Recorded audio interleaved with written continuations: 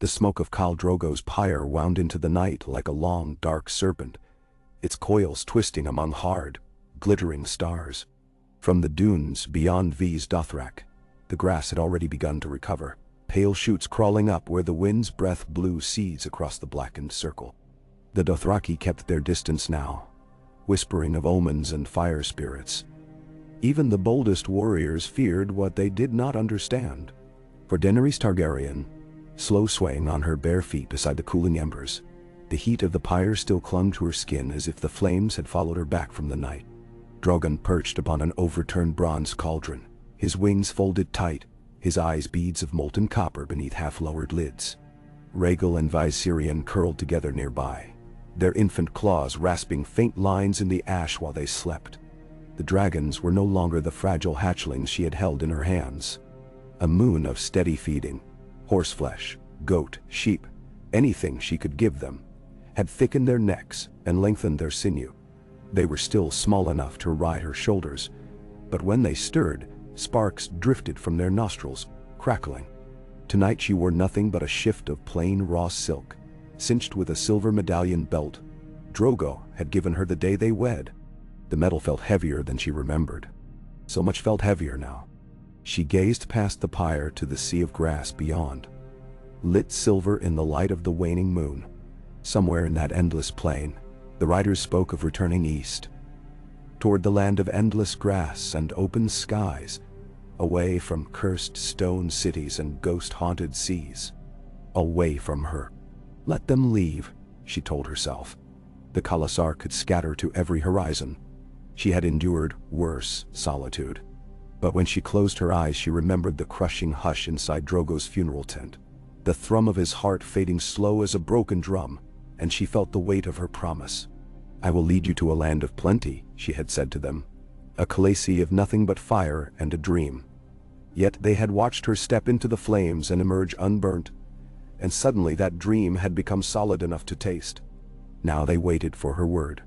They would keep waiting until her choice turned to rot. A soft scuff of boots behind her announced Ser Jorah Mormont. He halted a respectful distance away and bowed his head, lantern in hand. The bear of Bear Island looked more gaunt than she had ever seen him, his cheeks hollowed and beard ragged. Burnt tallow made the lantern light waver, gilding the edges of her dragons in bronze. "You should rest, Khaleesi," he said quietly. "Dawn will come soon." Dany turned toward him and felt the night wind lift her hair. "I cannot rest," she said. "Not yet. Every breath reminds me of the promise I made. It presses on me everywhere."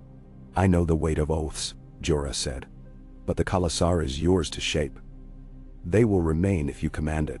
"Yes," she said, feeling her voice stretch thin. "They will stay. But staying here is death. Slow or swift. You've told me how the winter grows cruel in these lands, and even a Khalasar dwindles without plunder. The riders will take me east, to Qohor or Meereen, and there I would sell my dragons piece by piece to buy their loyalty. That is no destiny for House Targaryen. None of me." Jorah shifted his weight, gazing across the embers. "If you mean to suggest what I think, I do," she said. Her hands curled around the medallion belt that circled her hips. "We sail west, to Westeros, to reclaim the Iron Throne, not someday, now." The night's silence stretched. He glanced toward the shadowed encampment, where tattered hide tents fluttered in the breeze, and beyond to the starlit grass. "Khaleesi, this Khalasar numbers barely 8,000 souls, women, children among them. You have 3 infant dragons, yes, but dragons cannot conjure food or sails out of air. Crossing the narrow sea requires ships, provisions, gold." "We still have plunder," Dany interjected. "Drogo's former riders raided the lands south of the Dothraki Sea all last year.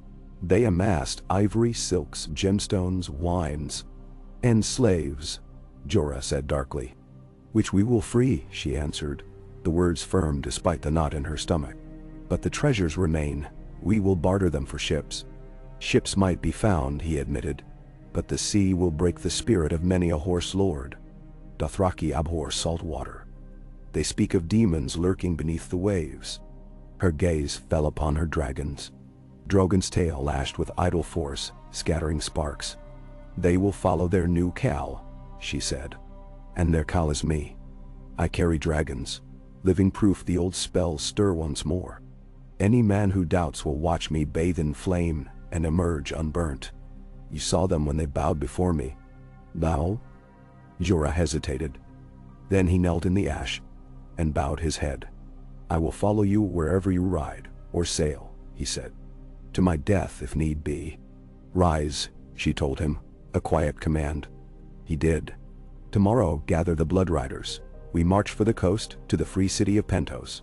Illyrio Mopatis once offered me ships. He fattened himself on the thought of my gratitude. Now we test the truth of it." "Mopatis," Jorah mused. "He may welcome us. But 8,000 Dothraki riders is no small visit. Pentos is not built to house such a host. Dine. Then they can pitch their tents beyond the walls. The grass ends at the sea, Sir Jorah. They will learn that horizon soon enough." She felt the wind shift, carrying with it the scent of charred wood, horse et, and something else.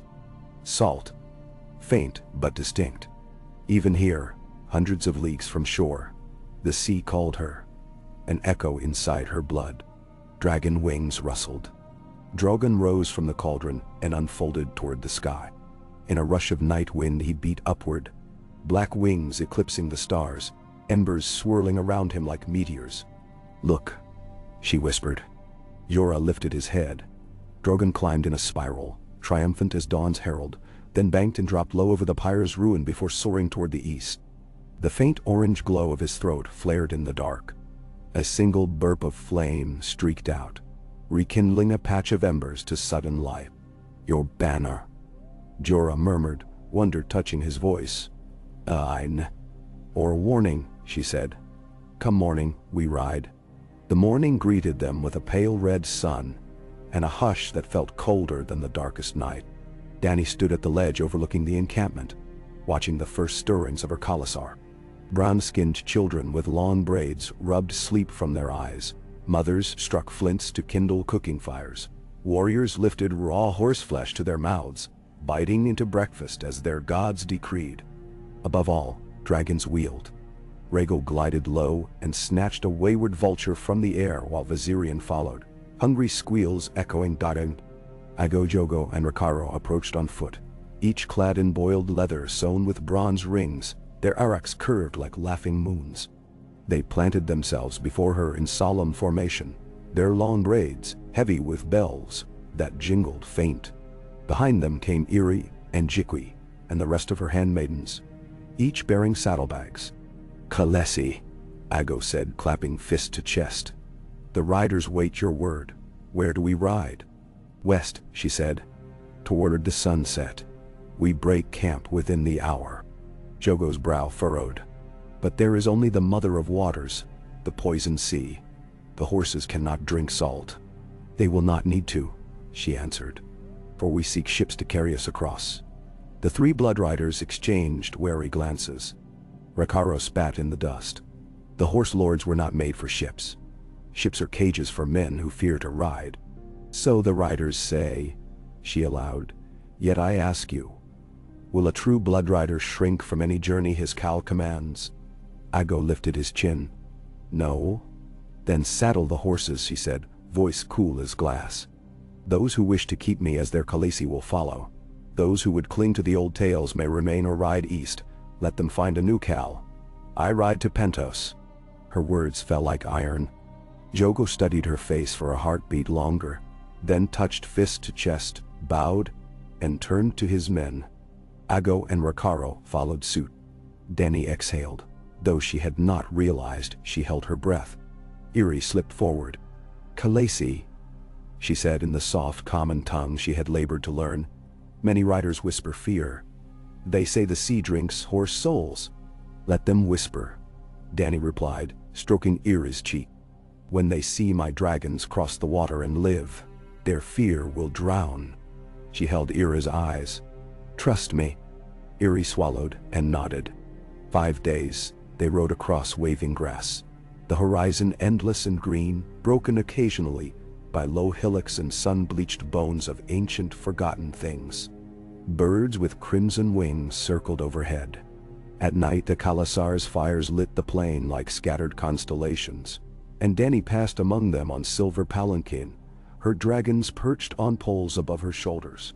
She ate what the riders ate, horse and mare's milk, spiced by Irys herbs, and listened as they told tales of ghosts that walked the sea. She did not rebuke them. Fear was a shadow best met in open ground. In her tent, she whispered to the dragons until they drifted to sleep, their small bellies warm against her ribs. Ser Jorah rode near always, guiding her path away from floodplains and toward ancient roads paved by Valyrian builders. He told her stories of old town spires, of the red sails of Volantis, of the wall's ice. She listened with an intensity that surprised even her. Each stone he described felt less like rumor and more like home long denied.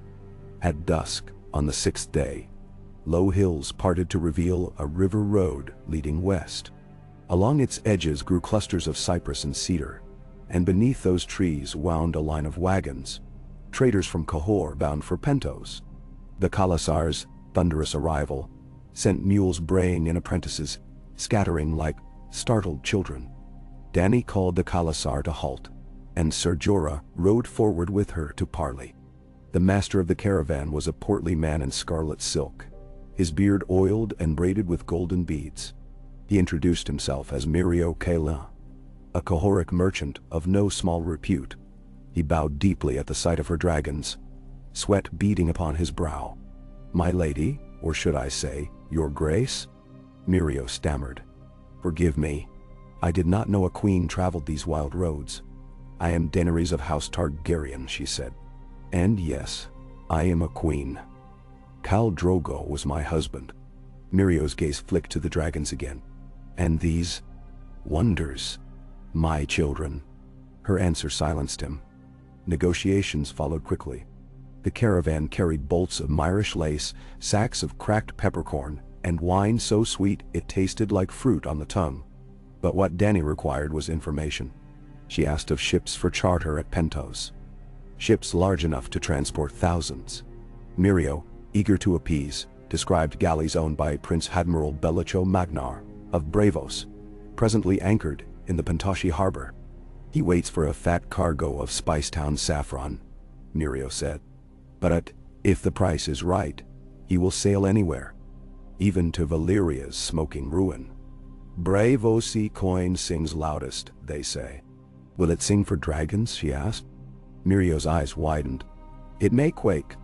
"What of Illyrio Mopatis?" asked Ser Jorah. "I had heard he prepares a new palace." "Ah yes, the Magister," Mirio said. "He readies a feast for the second sons, rumor claims. It is said they return from Myre to sell their swords anew." He leaned closer. "Lord Illyrio collects coin like a spider collects flies. He will welcome a queen of dragons, no doubt." Dany thanked him, and in exchange, gifted Mirio a lacquered box carved of dark netherwood. The merchant's glee near burst his seams. "May your journey be smooth as glass water, your grace," he called as her riders swept past, their hooves shaking the road.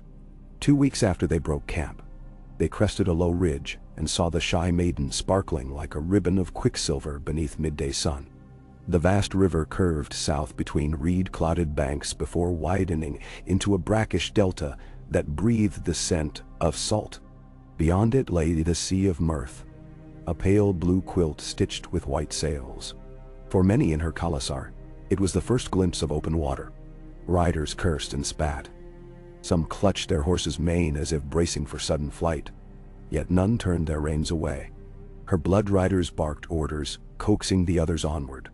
Courage, Dany saw, was a fire easily sparked when pride was tinder. Pentos rose on the far bank, its domed palaces painted in hues of saffron and vermilion, copper roofs shining beneath the sun. Broad white walls girded the city, but smoke drifted lazily from 1,000 chimneys. At riverside docks, ships whipped pendulous black shadows across the water. She could almost taste the ocean spray. They made camp along the river's northern bank, where reeds grew head-high and cicadas sang.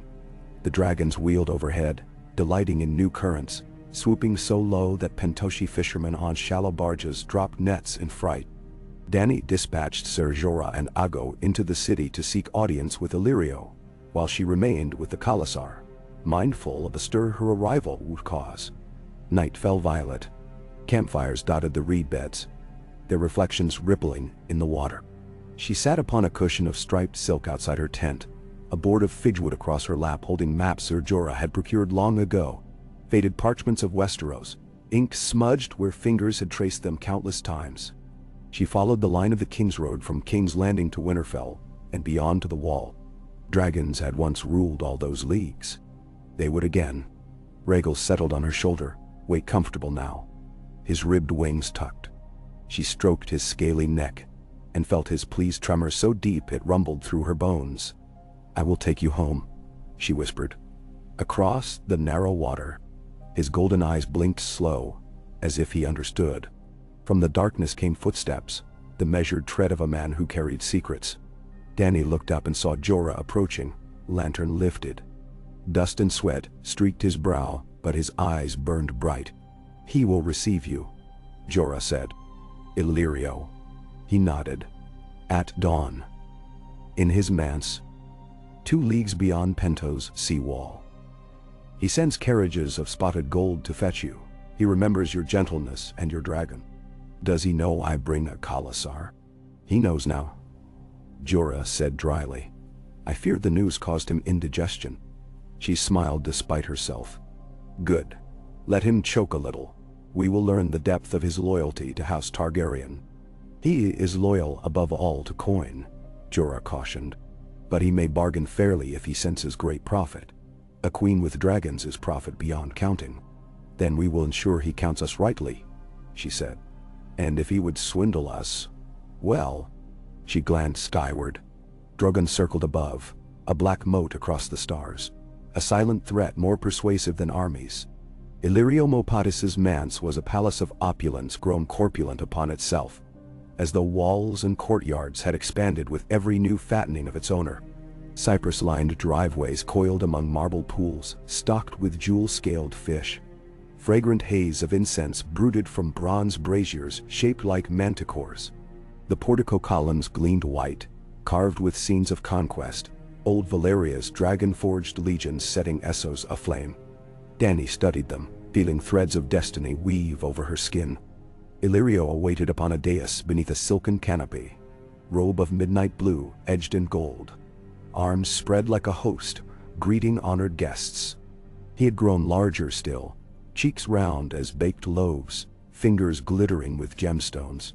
Yet his eyes, small and keen, evaluated her with swift calculation. "My sweet Daenerys," he boomed, voice oily with delight. "Forgive me, Queen Daenerys now. How you have blossomed since last we met." His gaze flicked to the dragons perched upon a lattice of cedar behind her. Drogon foremost, wings half unfurled, Rhaegal upon her shoulder, Viserion coiling round her arm. "And your children. Magnificent. Truly magnificent." She inclined her head. "Your hospitality is welcome, Magister. You housed me in kindness once before. I have returned to seek another favor. A favor that will shape a new world." Illyrio's lips parted in a smile. "The new world has waited long for its Targaryen dawn. Come, be seated." Servants rushed, bearing platters of honeyed quail, olives stuffed with garlic, dates soaked in spice wine. Dany waved them aside. "Business first," she said. "I require ships, large enough to carry 8,000 riders, their horses, and their cow." 8. Illyrio coughed, dabbing a silk kerchief to his lips. 8,000. "Dear girl, you ask for a fleet, not ships." "A fleet, then." He folded plump hands. "Bravos might rent you such a fleet, for a price to empty the vaults of Korth. And still, horse lords upon ships. Even transports designed for elephants pitch and roll. The Dothraki will do as I command," she said. "Fear does not halt destiny." Illyrio licked his lower lip. "Destiny is a dear commodity, yet coin greases its wheels. What do you offer in payment?" She gestured, and Eerie stepped forward bearing a coffer of beaten gold. Within lay rubies the size of pigeons' eggs, emerald torques, Valyrian steel stud earrings plundered from the hut dwellers of Lazosh. "Only a fraction," Dany said. "There is more if you deliver ships capable of crossing the narrow sea. Half the treasure now.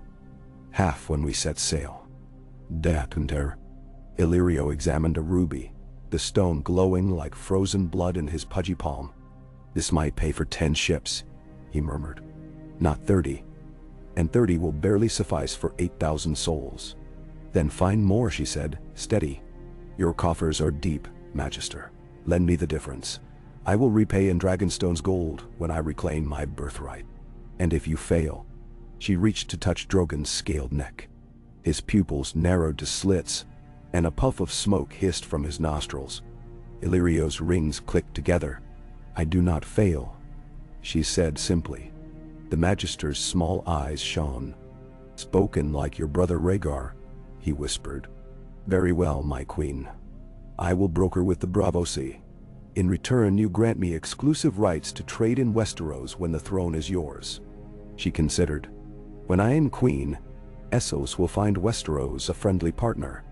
But I will not sell my realm to any one man's monopoly. Offer me fair terms, and I will sign them. Attempt extortion, and the banners of Pentos will burn." Illyrio rocked back, laughter bubbling from him. "Ah, the dragon has teeth. Good. We shall draft equitable terms." His gaze slid to Jorah. "Sir Knight, you look lean and hungry. Have some honey blood pudding. My cooks surpass any in Braavos." Jorah inclined his head, but lifted no spoon. Illyrio clapped. "Now, let us drink to our alliance. Spiced wine flown from the arbor. You will taste summer in every sip." He reached, but Dany stayed his hand. "The Dothraki wait on the riverbank," she said. "They must be housed and fed until we sail. There can be no delay." "I will see to their appetite," Illyrio assured. "My stores brim with barley and dried figs. Pentos's granaries stand open at my word." "And the second sons?" she asked. "You plan a feast for them?" Illyrio's gaze sharpened. "News travels fast," he said. "Yes, they arrive tomorrow seeking contracts. Their captain, Miro, styles himself the Titan's bastard. A dangerous man." She felt Drogon's tail wrap her forearm in reassurance. "Invite him to our table. If his company seeks coin, I may have cause to hire them." Illyrio's brows rose. "You intend to march upon Westeros with mercenaries, Dothraki, and dragons. The small folk of the Seven Kingdoms will quake." "Nomen Daemon." "As they should," she said. "For too long bastards sit the throne. My father's realm bleeds while usurpers feast. Fear can open gates that love cannot reach." "My queen speaks like Queen Nymeria reborn," Illyrio breathed. Wonder struck hot.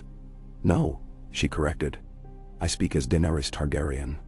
Outside Illyrio's manse, she found her blood riders waiting beside the spotted gold carriages. Rakaro stroked his stallion's mane, uneasy amid stone walls and torchlit gardens. "The cowls inside have fat bellies," he muttered, eyeing a Pentoshi noble strolling under willows. "They would not last one turn of the moon upon Dothraki Sea."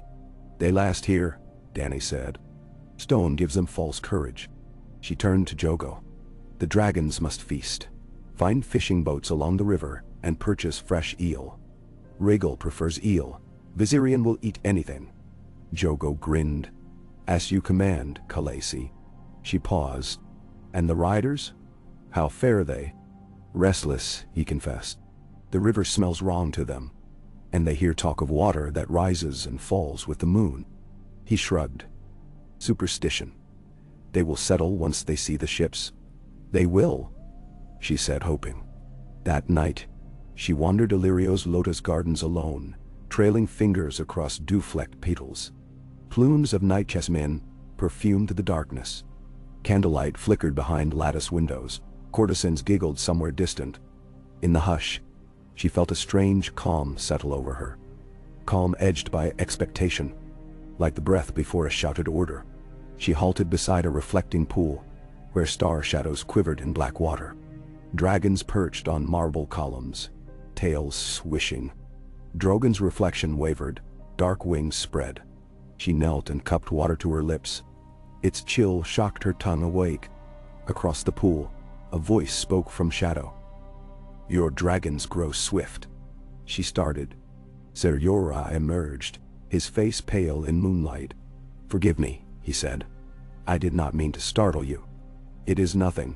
She rose, water dripping from her fingers. "I could not sleep." "Nor I," he said. They stood a moment in silence, broken only by distant frogs and Drogon's low croon. "You doubt this plan," she said softly. He drew a breath. "I question it. Doubt, perhaps not. I have served many kings, Khaleesi, but none bore dragons. The world will change when you fly west. Yet armies require more than fire-breathing whelps. They need grainsmiths, healers.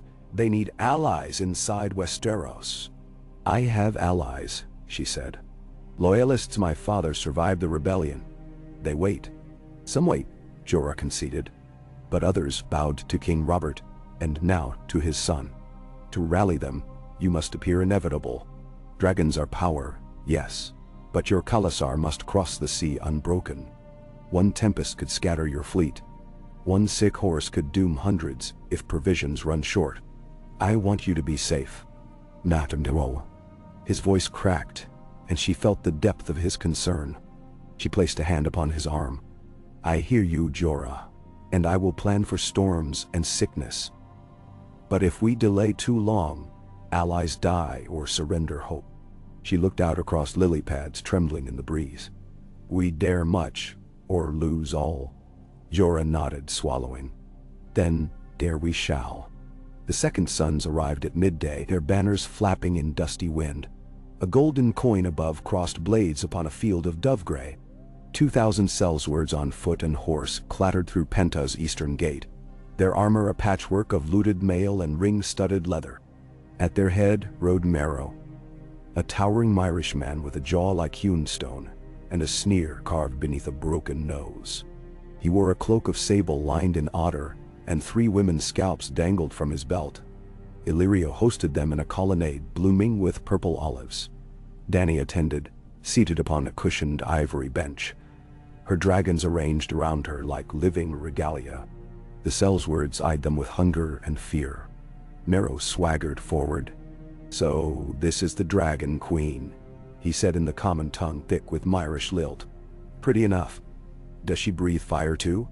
"Only when crossed," Jorah muttered at her side. Dany lifted a hand, silencing him. "I intend to cross a sea, Captain," she said calmly. "Your company sells swords. I would buy them." Merrow's lips twisted. "And what coin does a girl with 3 lizards and a tribe of horsefuckers carry?" Drogon hissed, embers sputtering from his jaws. Merrow flinched, just barely. Dany smiled. "Coin enough to line your men's purses twice over. When we land in Westeros, you will receive thrice more. And should you survive, lands and titles under my rule." "Nee. Westeros?" Merrow barked a laugh. "I fought in the disputed lands against Tyrosh. No smell of roses there, only mud and blood. Westeros will be worse. Men die for a queen who feeds them today, not tomorrow." "Then consider," she said, eyes unwavering. "The dragons ride with me and you march behind living flame. Even a sellsword's coin cannot protect him from dragonfire if he stands against me." The Myrish man scratched his jaw, gaze darting from Drogon to Viserion. Greed warred with fear upon his face. "Half pay in advance," he said at last. "My men will not cross water without proof a third will follow." "Done," she said, to Illyrio's surprise.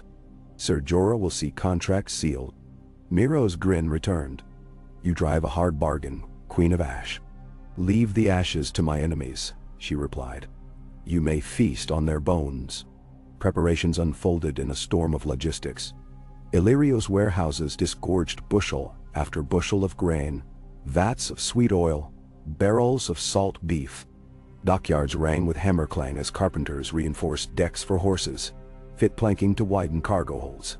The Bravo Sea Admiral, Bellico Magnar, proved gruff as a winter tide yet fair in dealing once Dany displayed her dragons. Each morning she walked the docks, cloak snapping in briny gusts, watching workers rig gangways for horses. The beasts snorted at the tang of sea, but her riders led them in circles upon the planks until hooves found rhythm. Still, rumors spread like mold. Dothraki whispered of maws beneath the sea, of krakens big enough to swallow a horse whole. Dany summoned the waverers to the riverbank at twilight. There, before 10,000 eyes, she mounted her silver mare and spurred to the shallows. Water churned, cold around her calves. Drogo rose skyward, then plunged, sinking talons into a river shark that lurked near the muddy bottom. When he broke the surface, jaws clamped about, thrashing prey. Spray glittered scarlet in sunset light. He flung the broken fish onto the shore before her feet, smoke curling from his nostrils. "See?" she called, voice cutting the hush. "Even in water my children hunt. The sea holds no terror for us. Nami." Her words rippled through the Khalasar. Riders banged araks against shields in thunderous reply. And just like that, fear cracked. In the last week of preparation, a raven arrived bearing news from the narrow sea. A tempest brewing off Dragonstone, winds strong enough to snap masts. Bellico urged delay. Dany climbed a watchtower above the harbor, the air thick with gull cries. Far off, bruised clouds massed purple above dark water. She tasted rain sharp on her tongue. Jorah joined her. "One gale could cripple half the fleet," he said. "Or galvanize them," she answered. "The Khalasar has learned to trust ships. Now the sea itself tests us. Dragons are born in storm." Lightning flashed distant, silent. She remembered the night of her birth. Rhaella screaming in Dragonstone's hall, while summer storm shattered towers. She imagined her father's madness echoing down corridors, thunder beating like war drums. Storms were not to be shunned. They were portents. She placed a hand upon warm stone and decided. "We sail at first light," she said. Jorah sighed but nodded. "Then let us pray to every god that follows you." "They follow the strong," she said. "And I will be stronger than this storm." Dawn came steel gray. Rain hissed upon the harbor, draped in mist. Dany stood upon the prow of Bellico's flagship, Wind Carver, cloak soaked to her bones, dragons clinging beneath its folds, wings fluttering in the gusts. Behind her, ships creaked and snapped lines. Horses whinnied, the Khalasar chanting war cries in throaty unison. The second sons filed aboard their contracted carrack, Captain Miro barking orders.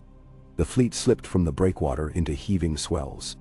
Pentos domes receded, muted shapes behind veils of rain. All around her, water rose and fell like hills of living glass. Some Dothraki knelt, gripping deck boards with white knuckles, but none begged to turn back. They watched their queen. Wind lashed her hair across her cheeks. She lifted her arms. Drogo leapt, wings beating against stinging rain, rising above masts until he vanished into cloud. Rhaegal followed, then Viserion, their roars rolling through thunderclap. The sailors froze, faces upturned in awe. Lightning burst. 3 silhouettes carved in stark relief.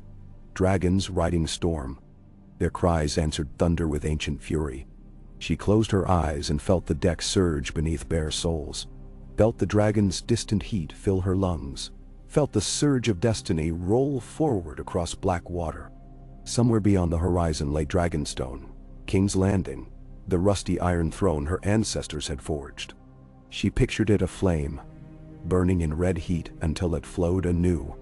The fleet pitched, and wind howled in her ears like a dying world. Daenerys Stormborn braced herself against the rail and laughed, the sound snatched away by gale. The sea answered with a roar of its own.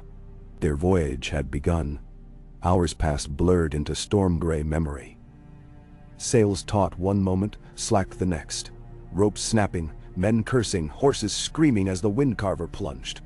Rain sheets turned the deck slick as glass. Yet Dany remained at the prow, a fixed point amid chaos. When night fell, the worst had abated. Clouds shredded to reveal a sliver of cold moon winking through. The sea settled into long swells, each black and gleaming. Fires burned on half a dozen ships where lightning had struck, but none sank. She tasted triumph like blood. Belicho came, bedraggled, awe in his eyes. In all my sails, never have I weathered such wrath. And survived entire. Dragons guide us, she said. He stared at the sky where 3 specks wheeled luminous against the moon. Dragons indeed. We make for Bravos's lighthouse to replenish water. Then south through the stepstones. It will take weeks. Not weeks, she said. Days if we keep to open sea. He sputtered. Open sea? Without harbor. Your grace, storms spawn there uncontrolled. Then. And land breeds enemies uncontrolled, she reminded him. I lost kin to delays. We sail straight. Belicho bowed. Us the dragon commands. Below decks in the hold converted for her use, she slept little. She pored over maps in lantern glow. Ser Jorah at her side. They plotted possible landfalls. Maidenpool, Duskendale, Storm's End. Each held risks. King's Landing remained the fulcrum of power, yet she would not land where enemies gathered thickest. She traced finger along Blackwater Bay's outline and thought of her ancestors forging chains of conquest linked by blazing link. Dragonstone first, Jorah advised. Secure the island, proclaim your return. Let word spread like wildfire. It is fitting, she agreed. I was born amidst its storm. She rolled the map away and studied him. His eyes held weariness yet also fierce devotion. She reached across the table, touching his rough hand. You have served me well. His cheeks colored. I have done nothing a knight shouldn't. Yet, few knights do, she said. Whatever storms come, Ser Jorah, know that you have my trust. He bowed head. And you have my sword. Drogon descended through the hatch then, wings dripping. He shook like a dog, spraying salt water across the planks, then settled at her feet. A strand of seaweed dangled from his teeth. She laughed softly and crouched, pulling it free. My brave hunter, she murmured. He trilled, nestling his snout into her palm. Heat radiated through the leather of her glove. She felt the ship's pulse beneath her knees. Wood groaning, water sloshing, the long breath of the ocean. Above, men sang a low chant in tongues of old Valyria, taught by Illyria's sailors to ward off storms. The melody wove with the dragon's distant cries, forming something ancient, half-remembered. She thought of the 5,000 leagues yet to cross, of castles looming, of swords drawn in dark halls. She thought of her brother's crown, melted to gold. She thought of her father's voice, soft in madness. Burn them all. No, she vowed. I will not be my father. Fire shall forge, not destroy. Fire shall temper. She rose, lifting Drogon's head with both hands and met his glowing eyes. Together, she whispered, across sea and storm, we will build a new dawn. Outside, the wind shifted, filling the sails with a crisp snap. The wind carver surged forward, prow parting moonlit waves like silver-judged glass. One by one, lanterns on distant ships blinked in reply, a constellation of resolve trailing behind their queen. And thus, upon storm-washed decks beneath a foreign sky, the mother of dragons sailed west, bearing in her slender frame the last embers of a fallen dynasty and the first sparks of a world reborn. The sea might drown armies, but Daenerys Targaryen carried fire enough to boil oceans. Already Westeros stirred in uneasy sleep, not yet knowing the tide that rushed upon it. Time and tide and dragons together, unstoppable as sunrise. The voyage stretched ahead, deep and dark as prophecy. But she was not afraid, for she had found her true element, not land, nor yet water, but the border between, where worlds meet and break and are remade. She had become the storm. Always shall. Spray slashed across the wind carver's prow like shards of glass broken in a storm god's fist. The fleet had been 6 days upon the open sea now, beating westward on a steady easterly that sang in the rigging as though some great harp strung with tarred ropes. And still Daenerys stood its course from the forward rail, barefoot, hair salt-spangled, eyes fixed on that far invisible shore she meant to claim. A winter star burned low in the east behind them each night, and each dawn it seemed to her, the pale green rim of the world rose an inch nearer. Promise becoming shape, shape stirring towards substance. She slept but a thin handful of hours in all that time, for the ship's pulse had become her own. The thud of 1,000 hooves below decks, the groan and wheeze of beams, shouldering wave after wave, the low mutter of riders who dreamt uneasy of horses drowning to the rhythm of creaking planks. Whenever she found her lids surrendering, Drogon would rouse, restless as a hearth fire denied fresh wood, and she felt his heat through cloak and linen like an ember twinging in her chest. Often she walked the length of Windcarver with him pacing after, wings half folded for balance, his talons clicking slow upon deckboards, baked iron hard by pitch and sun. The Braavosi crew claimed his steps beat back ill luck, that a dragon's tread rousted barnacles clinging unseen to hulls, yet they cast secret hex signs whenever she passed. On the 7th night, all calmness broke. A moonless squall shouldered out of nowhere, rearing black and sudden as a kraken breaching.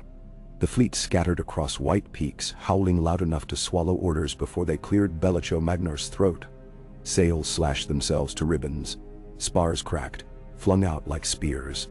Somewhere astern, a coarse Dothraki whistle rose, cut short by thunder, when a mast of the Broken Oath tore free and slithered into the dark. Daenerys felt the ripple of fear run through every deck at once, as if each ship's spine were lashed to the next by rope. She climbed to the quarterdeck, unbending, while rain flensed her cheeks, Drogon and Rhaegels sweeping above the masts with bellies aglow like forge iron. Their light showed her a mare loose upon a slick gangplank, nostrils red and wide, eyes rolling. 3 riders scrabbled to seize its halter. One slipped, skull cracking on oak, and another vanished over the side with a strangled yelp. Dany pointed. Drogo bounded forward, seized the remaining lead rope, and crooned a lullaby Cal Moro's wet nurse had once sung. Windcarver heeled until her starboard rail buried itself so deep a dagger blade of froth sliced the deck's length. The ship should have rolled no farther. It did, and yet did not founder. Drogon's wings billowed in the dark, and his roar collided with thunder, so the two sounds fused into one endless shudder that seemed to buttress the sea itself. The hull found purchase, groaned, and rose coughing foam. Later, sailors would swear the dragon's cry had driven the storm a league aside. But to Daenerys the wonder lay not in Drogon's might, but in the crew who rallied at its echo. Men threw their shoulders into the windlass, hauled sailcloth ragged as beggar robes, lashed spars that wobbled like drunken men learning to dance. Horse lords knelt in squelching straw to whisper prayers to gods of wind and grass and burning hills. A sellsword quartermaster from Pentos, Grulio Hookhand, dragged a rolled carpet up the companionway and stuffed it beneath a cracked gunwale to staunch the leak without waiting for command. Before dawn the gale had burnt itself to sullen drizzle, and when the pale rim of day unlaced to the east, the fleet bobbed scarred but whole upon shining gray. Mero of the Second Sons came striding into her sight soon after, his otter-lined cloak stiff with salt, hair plastered to his broken brow. With him he hauled a dripping bundle, cast it at her feet, and straightened with a wolfish grin. It was a man, young perhaps, though bloated by seawater. One of his own company from the fell gauntlet, the carrack that had lost a mizzen and 3 men to the storm. A reminder, he rasped, that the Titan's bastard keeps men alive by proof, not sweet words. Feed this one to your beasts. Warm meat for cold bellies. Mayhaps they'll love you better for the gift. Dan. She looked down upon the corpse, pallid now, lips leached blue, eyes still half open in wet horror, and then across the deck where Eerie and 12 Dothraki mothers spooned mash into the mouths of fretful toddlers. He served you faithfully, she said. He will be given to the sea with song, that Osrith of Pentos may walk the moonlit shore beside his ancestors. Mero's mouth curled. Song won't keep bones from black-tongued crabs. My dragons will, she said, and lifted a hand. Drogon landed behind her with a clap of wings that shivered canvas. Steam hissed from his nostrils where they scorched the wet planks. "Take your fallen brother's braids," she commanded the sellsword. "Give them to his widow if you care so little for his soul." Nero spat, but took the braids, bound by thin brass rings. That afternoon, a hush fell among the ships, heavy as snow, although the weather had gentled to a muttering breeze. A flat disk of light glazed the world. Neither sun nor moon, yet some alchemy of both diffused by ragged cloud. It was under that one sky the fleet glided into a current the Brevosi called the Cuttle's Spine. A narrow band, 100 leagues long, running warm as summer soup between colder shelves. The water turned turquoise, clear to near crippling depth. While Dany walked the starboard catwalk, she glimpsed shapes gliding beneath, vine-dark ribbons, dozens, perhaps hundreds, each as long as a river barge. Ser Jorah arrived to find her leaning over the rail with breath caught in her throat. "Leviathans," he said quietly. "The legends name them red whales, though they show blue down here where the light is shallow. Harmless if left alone. Poachers hunt them north of Pentos for the milk in their skull sacks. Adrak, the Mirish call it. Boiled it yields a perfume dear to Lysine pillow houses." A leviathan rolled then, and its back breached, showing barnacle white runes of scarring. The eye that followed looked large enough to swallow a grown man's chest. Daenerys felt an answering flicker beyond the rail. Drogon banked low, regal and Viserion swooping to flank him, as if to herd. The whale's ponderous glide shifted. It tilted a fin in salute, or perhaps in warning, and descended to darkness. "They know," she whispered, for it felt true. They sensed the old blood. Jorah said only, "The world remembers dragons even where men forget." By evening, the Cuttlewater widened into glassy rose as sunset bled across it. The fleet made fine time, the hulls humming to the current song, so Bellacho gauged they might reach the stepstones within 3 days if the wind held. Small clothes rigged as Telltale snapped to starboard. Gulls' flocks circled, shrieking. It was Ricardo who caught sight of the first sails.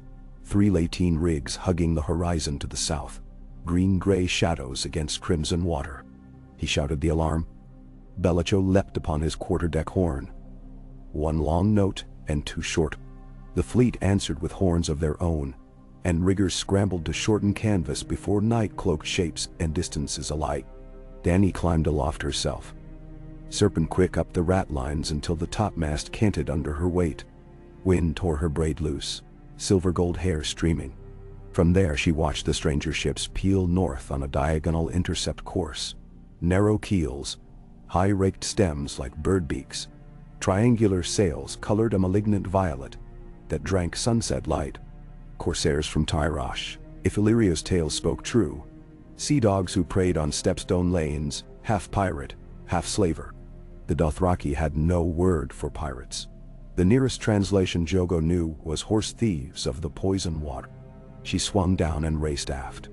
The sellswords had armed themselves already, mail glinting in hatch gleams. Horse lords hammered lashings free on the lower decks to ready mounts should boarding hooks bite. Bellacho's cheeks glistened with sweat. "They number at least 5 by my counting," he warned. "And more may skulk behind." His voice tremored, for Braavosi merchants risk storms more readily than war. "Signal them," Daenerys said. "Fly my banner." Bellacho's sailing master frowned. "Forgive your grace, but they may not know the 3-headed dragon, or worse, know it and relish such a prize. Then they will learn why dragons are feared," she answered and strode forward. She found Drogon perched on the bowsprit, tail lacing the figurehead's throat. He had grown these past weeks. His wingspread near matched the galley's beam. She gathered him with a gesture. "When the violet sails draw close," she murmured to him, "you will go forth." She pressed her brow to his. The bone ridges were warm as sun-soaked slate. A tremor pulsed from him. Eagerness, raw and bright. Rhaegal shrieked from the aft castle, echoing the hunger. Viserion crouched atop the mainyard, claws gouging spruce. 3 bells rang, enemy within arrow flight. A volley hissed from the leading corsair, black fletching whickering past the wind-carver's ratlines. 1 yardman screamed and plunged, bounced once on a foot rope, then toppled into foam. Mero shouted for crossbows. Bolts rattled against Taroshi, planking to no effect. The pirates' decks were shielded with quilted hide. Daenerys stepped onto the rail. The sea pitched below, glittering dark.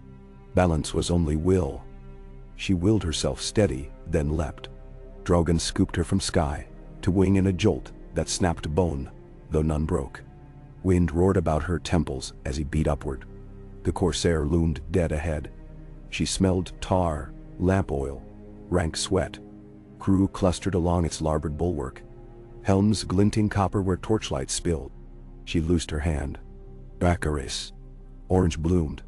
It was not the gouting furnace of an adult dragon, but a spear nonetheless. Bright as the forge at Cahor, where night steel is quenched in sorcerer's blood. Flames washed the corsair's sail. Silk shriveled to embers, dropped flaming rags upon the deck. Screams rose, as much astonishment as pain. A second pass. Drogo dived, his tail shearing an archer's head clean from shoulders. Rhaegal spiraled behind, exhaling a cone of jade fire that licked the rigging, while Viserion descended like a pale bolt to tear out a mast-top pennon. The pirates broke. Some flung buckets vainly, others leapt rails into the sea, preferring dark unknown to known dragon. Their helmsmen tried to turn away, but with sail aflame and rigging cut, the vessel yawed crosswise to the swell, took a beam to wave, and rolled until water spilled over her lee rail. Two more corsairs veered wide at the sight, oars beating frantic. Drogo banked toward them, but Daenerys hauled on a spine. This lesson was enough. She felt him curve back and knew the point made. When she landed upon Windcarver's deck, uproar greeted her. Cheers from sailors, thudding arrows from riders, brazen horns from the Second Sons. Even Bellacho stared as one witnessing skyfire for the first time. Merrow pushed to the fore, bloody grin splitting his scar. "Well struck, Dragon Queen," he bellowed above the dinned archway. "I'd sail through Valyrian scream with you if that's the welcome you give thieves." "Good," she said, "because Valyria waits on our stern, and ahead lies worse." That night, the fleet steered due west under triple watch, yet no further threat came. The corsair half-burnt was later found foundering. Survivors were given a skiff and a single oar. Drogo wished to gift them heads as well, but Daenerys forbade it. "Fear is enough," she told him. "Let the tale spread." And it did. By the time they threaded the southern stepstones, fisher villages raised torches and horns to salute their passing. Twice local galleys shadowed them. Both fell away before dusk, having only glimpsed dragons wheeling above the masts. On the 14th morning since Pentos, a keen salt chill replaced the stepstone warmth. Frost filmed the rail overnight. Sailors trod slow, breath pluming. The narrow sea, at last. They sighted Dragonstone at sunset of the 17th day. A jagged silhouette rearing out of mist, towers raw and black, as hooked talons frozen mid-rend. For half an hour the sky itself seemed on fire. Sunset bled behind the castle's towers and made them glow like molten slag. Daenerys stood at the windward rail, tears stinging unbidden. She had been born there, yet memory offered only dream scraps. Thunder in roaring halls, a mother's faint lullaby drowned by wind. "We have come home," she whispered. No one heard save perhaps the dragons, and Drogo loosed a hiss that trembled in her bones, like a key turning in an ancient lock. Bellacho eased the fleet into Blackwater Bay's outer reach, sails furling to let current bear them. Even at distance they could see the city. King's Landing, crouching behind walls of pale duskstone, its red keep catching the last rim of light. Smoke plumed from thousands of chimneys, and Daenerys tasted wood ash across miles of water. Windcarver anchored off Dragonstone's shadow. Longboats splashed down, oars lowered. Ser Jorah led the first shore party. Merrow, a score of Second Sons, Ago and Rakaro. Daenerys would come second, not timidness, but the courtesy of conquest, the moment's hush before a queen sets foot on her feet. While they rode, she paced the deck like a lioness in a silver cage. Rhaegal crouched upon the figurehead, tail flicking. She knew every heartbeat of the march to come, yet suspense coiled regardless. A horn sounded across water, one blast, high and clear. She spun to the quarterdeck where Bellacho squinted through a spyglass. "Sails from the Mander," he called. Colors unknown in this light. Torches were lit along the rigging. In their flicker she saw what Belicho had glimpsed. 10 cogs and cogs bound in lumber train, banners whipping.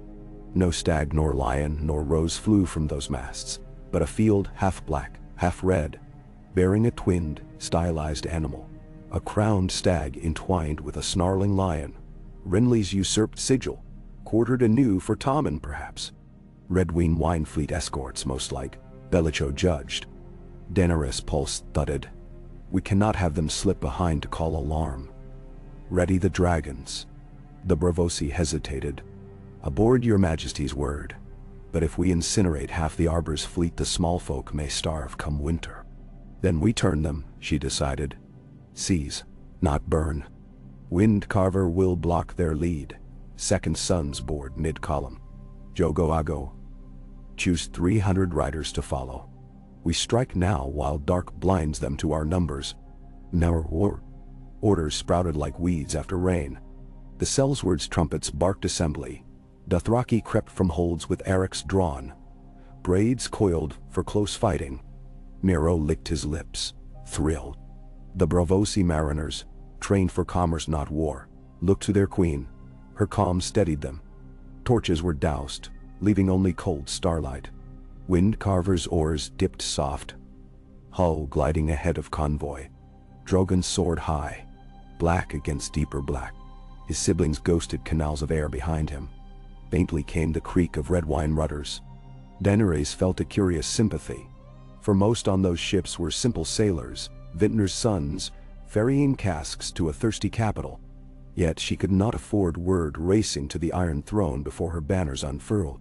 A single raven might cost her the realm. Windcarver's prow kissed the leading cog's starboard quarter with a muffled crunch. Grapnels hissed. Second sons swarmed like spiders, muffled boots thudding on damp oak. A single scream rose, choked off. Dothraki went next, their moon-shaped blades catching starlight pulsed red.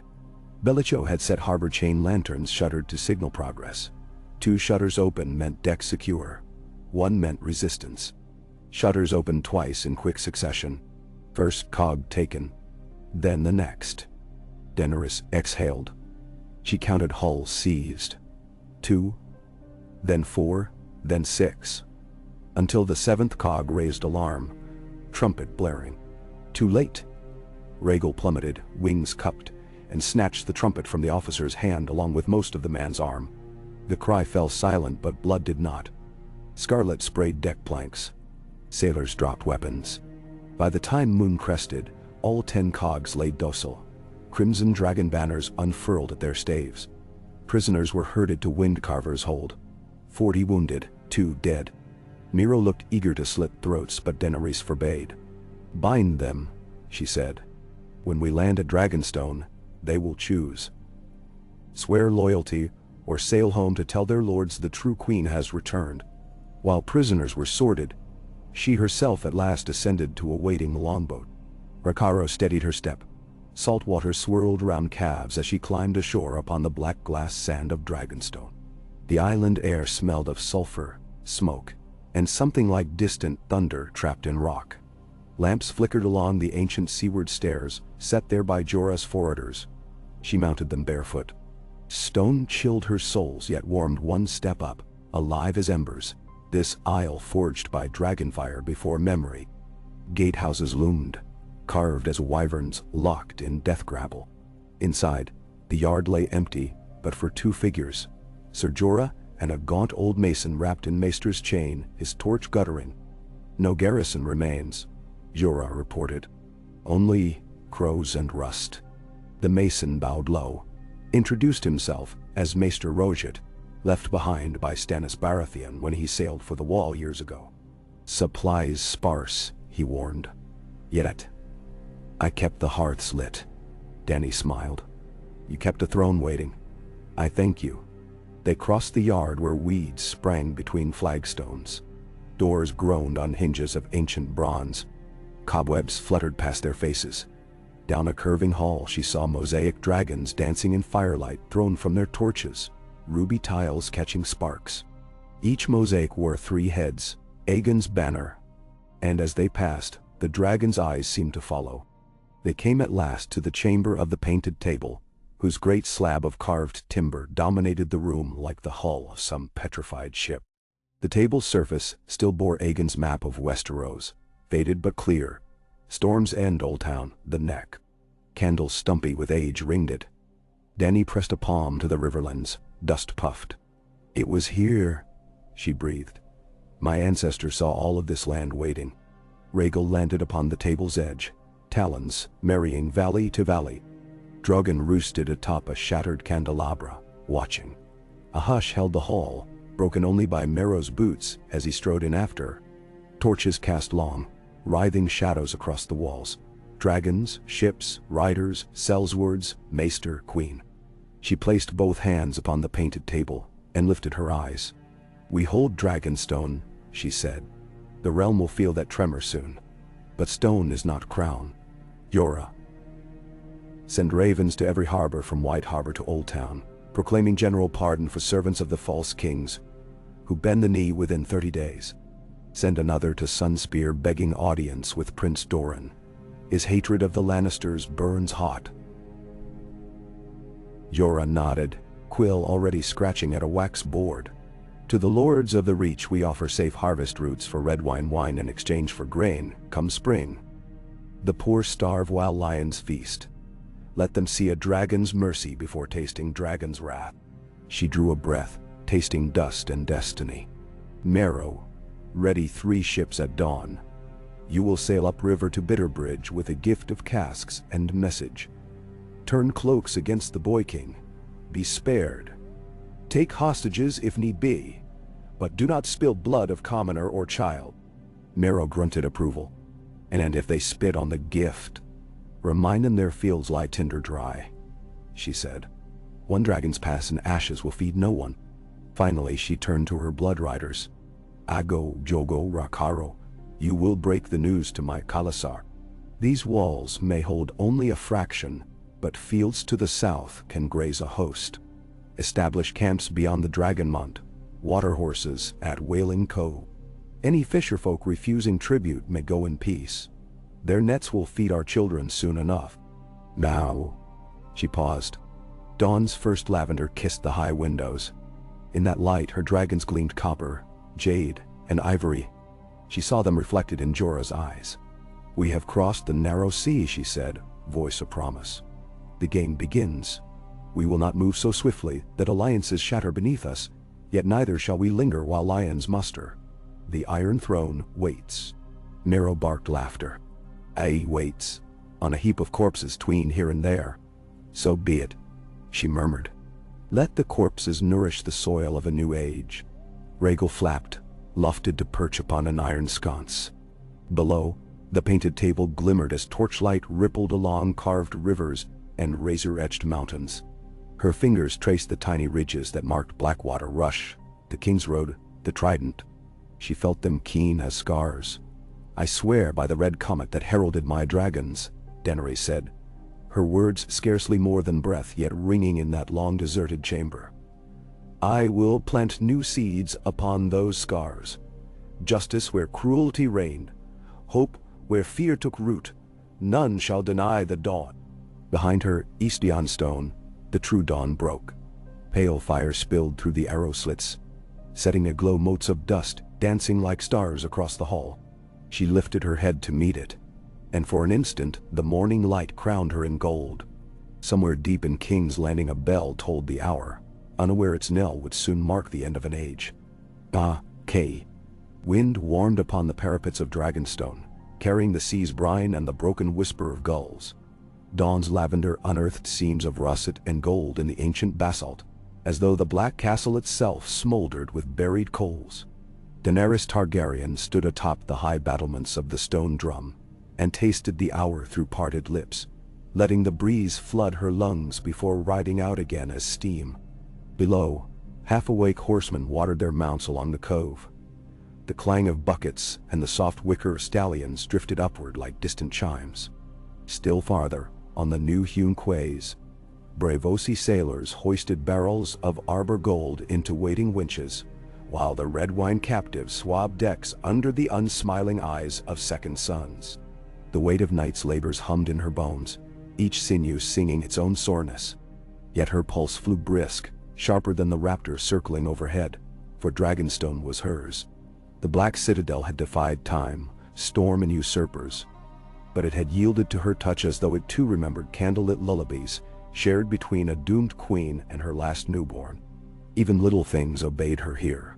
Torches guttered more quietly, flagged carpets lay flatter, hinges fell muted into place. The island, forged in fire, recognized its mistress of flame. She drew her cloak tighter and descended the narrow stair around the turret's spine. Dust motes winked through slitted windows. Her footsteps sounded steady, controlled. Outside the great hall, 2 Bravosi guards straightened, striking pole butt to flagstone.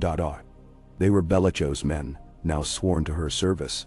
Bellico himself had taken the Black Dragon pin that morning, promising his fleet until ruin or riches. Trust purchased through terror, Jorah had muttered, but trust nonetheless. Daenerys returned the guard's salute and pushed into the hall. The long chamber smelled of beeswax and forge smoke. Rhaegal sprawled atop the hearth, talons sunk through cracked stone, tail idly swatting sparks every time the logs popped. Viserion perched in an upper window embrasure, skeletal in the pale sun, neck craning to study swallows darting between buttresses. Drogon was absent. He had taken to roosting above the western curtain wall overnight, devouring gulls and dire-winged bats before dawn. She suspected he flew longer, deeper into the dark than she could track, testing wind and world alike.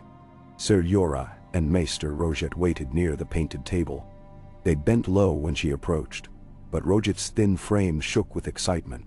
3 ravens have returned, Your Grace, the Maester said. 1 from White Harbor, 1 from Old Town, and 1 from Storm's End. Each bears news. Red, she said. He adjusted spectacles cracked at one lens. Lord Wyman Manderley of White Harbor sends fish, oats, and cautious promises.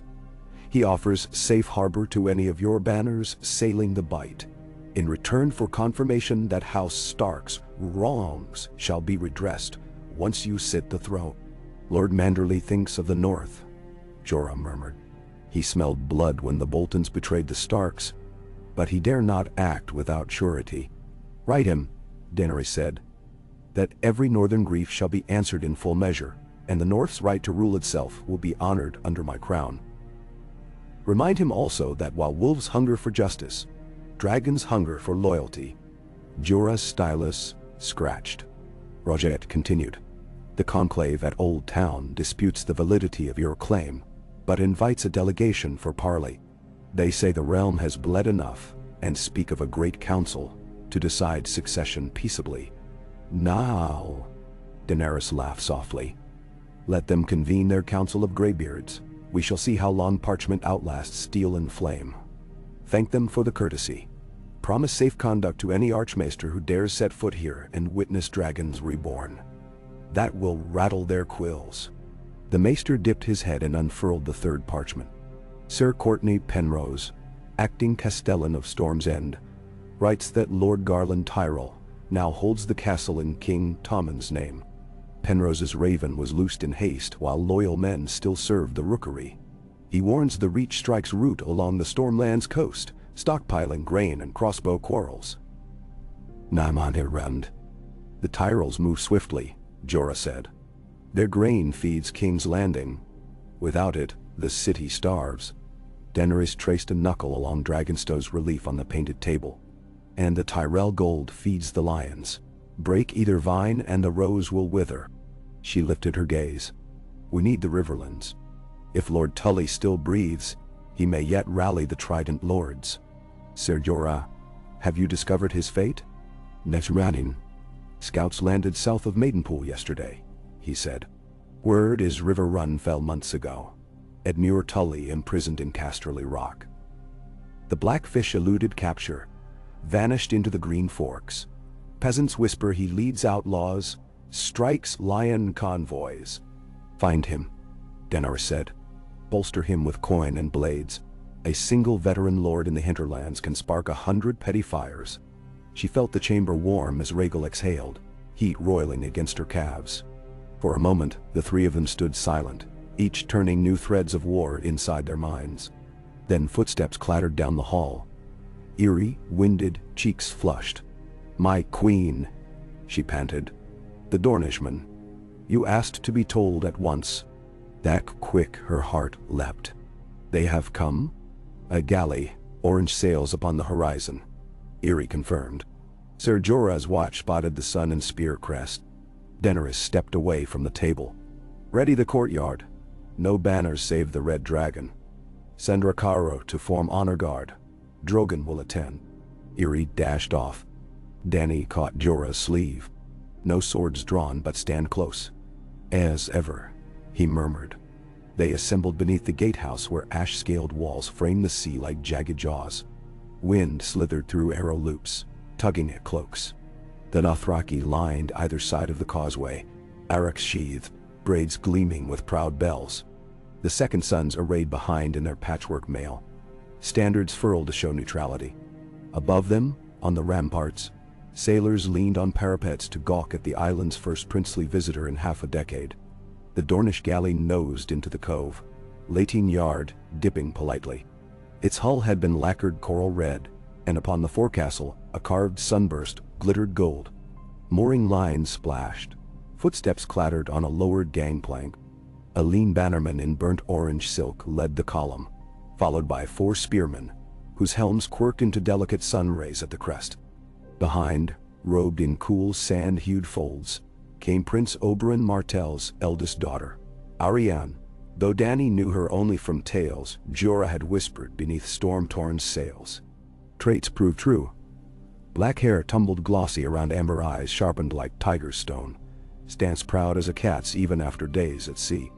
Arianne paused 3 paces before Daenerys, sun flickering off collarbones dusted with bronze powder. She placed fist to heart in a salute, both greeting and warning. "Your Grace," she said, voice low, pleasant, yet edged with desert flint. "Dorne gives you the dawn's blessing, and the dragon greets the sun," Daenerys answered. She extended hands palms up. Arianne took them, warm and sure. They ascended the causeway side by side beneath the arch of Drogon's wings. He had chosen that moment to skim overhead, a deliberate flourish that set spearmen shifting. Arianne laughed softly. "Your children do not fail to impress. I find they suit diplomacy," Dany said. "Words sway the wise, fire persuades the stubborn." Arianne cast a glance over her shoulder, lips curving. "Then Dorne will rely on words today." She turned serious again as they entered the courtyard. "My father sends regret for his absence. His gout ails him cruelly. The seas would slay him quicker than lions." "Nejani Tiwain." "I understand," Daenerys said. "Prince Doran is wise to conserve his strength. He saw long ago that the Lannisters' reign was built on brittle reeds." "We have felt their thorns," Arianne replied. "Princess Elias' children." Her screams still echo in Sunspear's vaults. Grief flickered behind her measured gaze like lightning far off. Yet war may summon the same screams anew if handled rashly. "And if avoided?" Dany asked. "Will screams cease?" "Not so," Arianne admitted. "But they may be fewer. Dorne chooses its wars." "Daenerys." "I choose mine as well," Daenerys said, voice gentle, unyielding as drawn steel beneath silk. "This one chose me first." Arianne dipped her chin, acknowledging.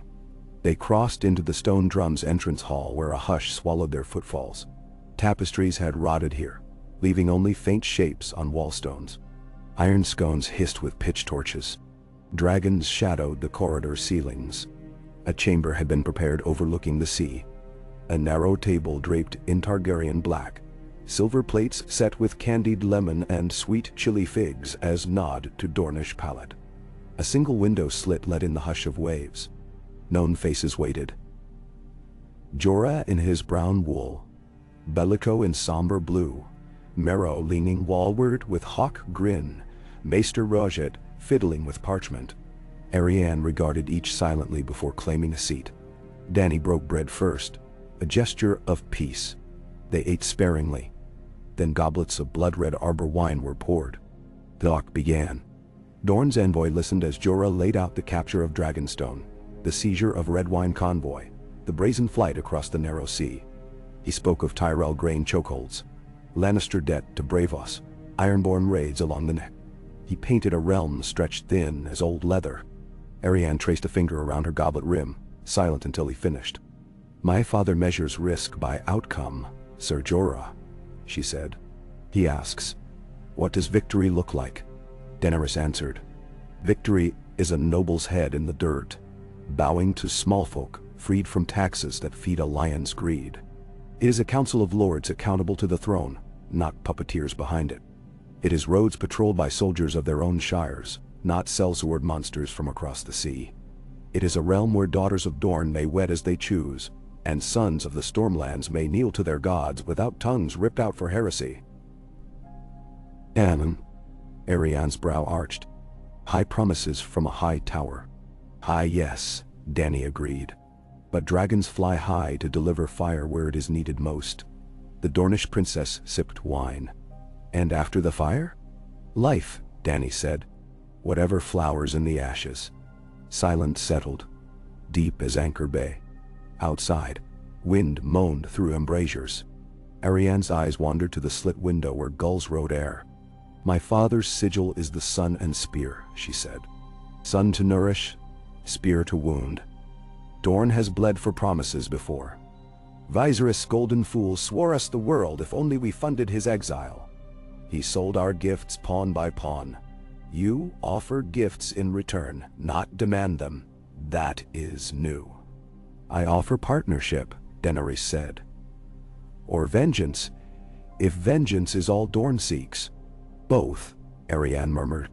She set the goblet down. "Sunspear will ride to war when the dragon unfurls above King's Landing, but we require guarantees. Independence of Dornish law, recognition of princesses, succession rights, and the head of Gregor Clegane delivered for Aelia's babes." "Gregor Clegane is dead," Jorah said. "Felled by Dornish spear years ago." Arianne waved a dismissive hand. "I want his bones paraded through Sunspear. Proof? They will be yours," Daenerys said. "As for Dornish customs, they shall remain untouched. No axe will fell your inheritance laws." She extended a hand across the table. "Seal it with me." Arianne's fingers closed upon hers. Warm hue. Stronger than expected. For the first time, a smile unshadowed flitted across the princess's face. "So begins the reckoning," she said. That night, Dragonstone woke to life as though a cage door had swung wide. Dornish sailors mingled among Bravosi on the quays, swapping tales in half-dozen tongues. Dothraki lit great kumis fires near the valleys, roasting goat basted in camel milk to share with sellsword captains. By midnight, casks of summer wine rolled downhill into courtyard vaults, and laughter rose to battlements that had forgotten mirth. Daenerys wandered the outer yard alone, cloak hooded. She liked to move unseen sometimes. It reminded her what it was to be unnoticed, unassailable by protocol. She passed two Taroshi smiths hammering old chain into arrow tips. They bowed briskly, recognized her regardless of disguise. Word traveled fast that the queen walked at night. She slipped down a side stair to the forge caves cut into Dragonmont's base. The same secret tunnels her forebears once used to shepherd full-grown dragons into the sky. Here the air tasted of flint and ancient scorch. Splinters of obsidian littered the floor. Some shards formed jagged spines taller than a man. Rhaegal glided behind her, landing with a crunch that echoed like church bells. Lantern light flickered along glassy black. She knelt, ran fingers across a vein of dragon glass embedded in rock. It gleamed crimson in lamplight. Visions stirred, dark things lurking beyond the wall. Tales whispered by merchants in Korth. White shadows that walked like men, cold as moonlight. Jon Snow's letter to Stannis had spoken of obsidian as weapon. "Dragon glass kills the dead," it read. She closed her fist around flakes of razor-thin glass, feeling its silent potency. Fire melts ice. Stone born of fire might pierce it. Rhaegal's neck curved around her shoulder. She felt the thrum in his throat, the same rumble Drogon made when he scented prey. "Enemy or gift?" she whispered to him. He crooned, and the sound seemed both question and answer. Targaryens did not rule the far north in the old days. They had left that land to wolves and crows. Yet, if winter tales were true, war for the throne might be child's play beside war for the dawn. She let the shards fall, watched them clatter. Resolve laid its cool hand on her back. Morning blew in colder than any since landing. Frost limned the worm towers, turning bas-relief dragons into silver wraiths. Marrow drilled crossbow companies on the beach, cursing salt wind. Velicho inspected captured cogs, pronouncing 3 seaworthy enough for swift coastal strikes. The rest would serve for firewood or breakwaters. In the painted table chamber, strategy churned. They plotted 3 prongs. Dorne would muster spears, march east of the Red Mountains toward Storm's End, while the Riverlands stirred uprisings from within. The main dragon host, Dothraki, Second Sons, and loyal Westerosi exiles, would sail for Blackwater Bay once enough grain, horses, and siege timber were procured. But first, they needed a foothold beyond the mouth, a nearby harbor to stage the assault. Cracklaw Point, Marrow suggested, a wretched marsh, but lightly held by crown men. Yet, Jorah preferred Duskendale, its high walls and rebel history perfect for rallying small folk. Velicho argued both too exposed. Discussion veered until Arianne spoke. "Take the island of Driftmark," she said. "Its Valyrian lordlings once bent knee to your house readily. Their fleet, what remains, knows every current round Dragonstone. And the castles there are modest, easy to seize." Daenerys studied the map. Driftmark rested northwest, a gull's flight away.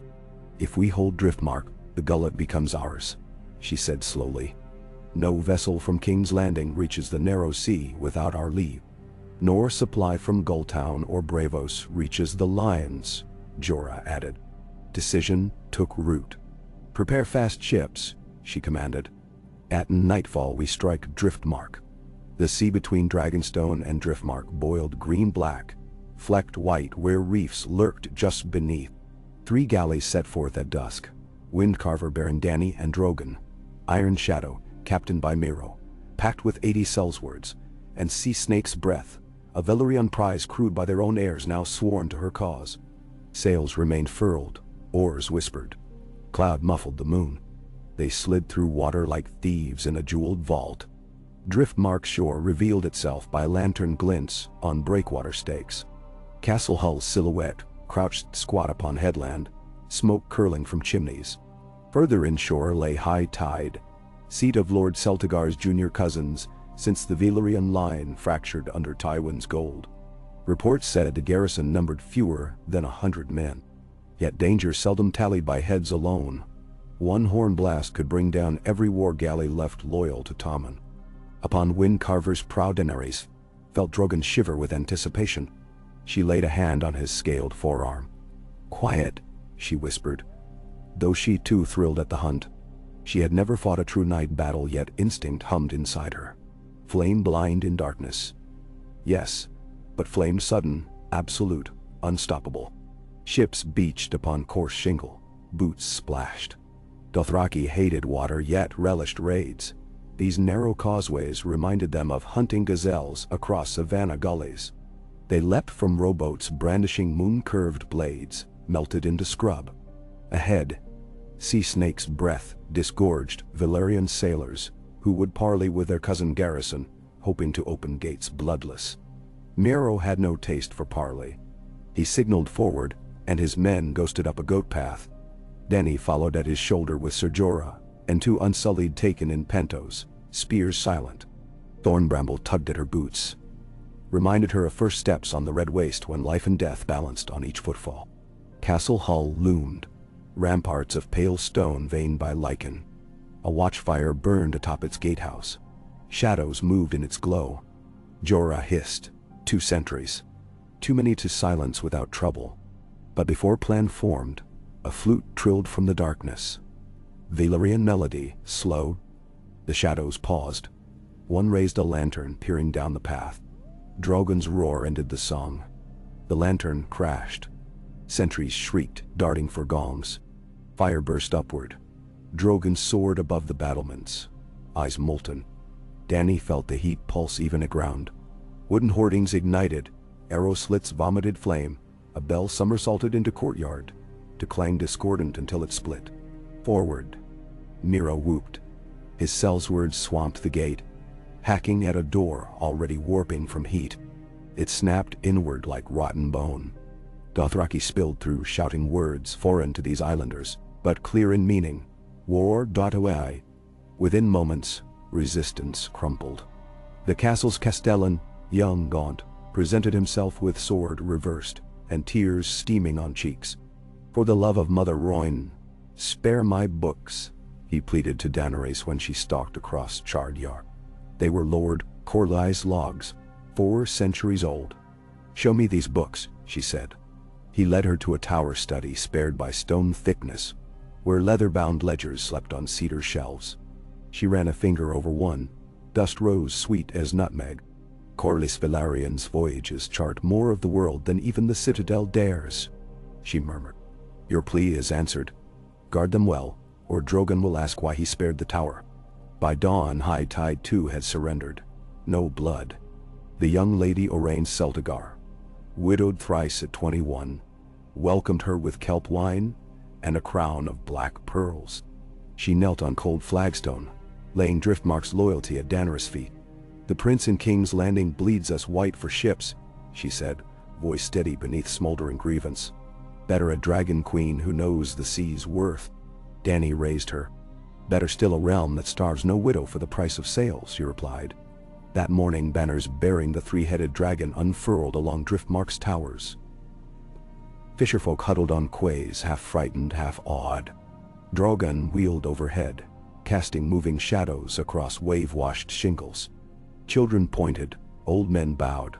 Occupation unfolded swift but careful. Maester Rogette arrived by midday, scribes in tow, to inventory grain stores and salt cellars. Yora oversaw repair of scorpions facing the gullet. Arianne Martell sailed back to Sunspear carrying sign packed. Dorne would march by new moon. Miro claimed a salt-encrusted dockhouse for his quarters, painted the Second Son's coin sigil alongside the dragon, and began drilling his men to board narrow estuary craft. 3 days later, driftwood rafts appeared on the horizon carrying cloaked shapes, smugglers. They bent knee at shore, offering casks of black bread and smelly sacks of lamprey. For safe passage, they said. And word of buyer in the capital, gold flows yet. Dany accepted provisions.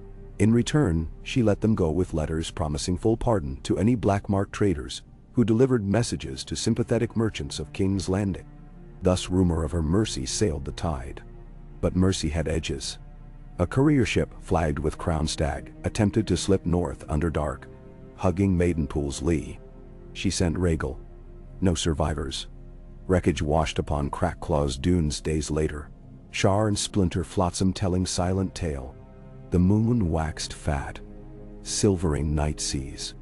On Driftmark's outer ridge stood a half-ruined lighthouse built by King Jaehaerys. There she met Tyrion Lannister. He arrived under seal of truce, in a dinghy rowed by 2 silent Braavosi. Word had reached the capital, he claimed. King's Landing rumbled like a kicked anthill. Gold cloaks doubling patrols, kitchens scraping casks for grain. He delivered a message from the hand of the king. Parley. Yet his sardonic smile said he carried other purposes. They faced each other in the lantern glow. Tyrion wore a wool cloak so fine it seemed spun of raven's wing. His pale scar tugged when he smiled. Your father took my childhood, Daenerys said before he spoke. My father took many things, Tyrion answered. Rest assured, my queen, I hold no torch for him. He bowed. I come offering secrets, not chains. Secrets? She repeated, unmoving. King's Landing grows desperate, he said. Tyrell stores run low. The Iron Bank rattles its purses. A boy sits the throne, but lions and roses gnaw each other beneath him. Give me audience, and I shall tell you exactly which stone to flick for the whole tower to tumble. Netamstarim. Why play traitor? Because the realm deserves better rulers, he said quietly. Because I tire of dancing on puppet strings. And because I enjoy breathing. Cersei's court grows unhealthy for dwarfs with known sharp tongues. She studied him. weighing cunning against hazard. Tyrion's stories whispered east across sea. Sel's freed by quips, whores paid in poems, bastards saved at doorsteps. Cruelty and kindness twined around him like ivy. "Very well," she said at length. "Walk with me." They paced along the lighthouse balcony while waves smashed rocks below. Drogon rippled through night behind them, an unspoken reminder. Tyrion spoke of Red Keep passages, of wildfire caches still buried beneath Septon Gate. He revealed Grand Maester Pycelle's hawk-like loyalty to House Lannister, how ravens were delayed or routed. He knew the names of 3 Kingsguard disillusioned by lion politics. He could turn them, perhaps. He confessed he had once arranged battles that slaughtered mountain tribes only to recruit them in gratitude. Dany listened without comment. Through his words, she sensed roots of deeper truth. He craved not gold, but recognition, a place where wit outweighed birth. He admired dragons, not for fear but fascination. "And what do you demand for these secrets?" she asked. "Wine," he said. "A seat at your council, and the chance to see Casterly Rock fly a new banner." She considered. Jorah bristled, for he hovered beyond, but she raised a palm. "You will be tested," she said. "One false whisper, Drogon will know. I should very much like to meet him someday when he is not in the mood for char," Tyrion said. He bowed again, slower, almost reverent. "My queen." She left him then, escorted to guest quarters under watch.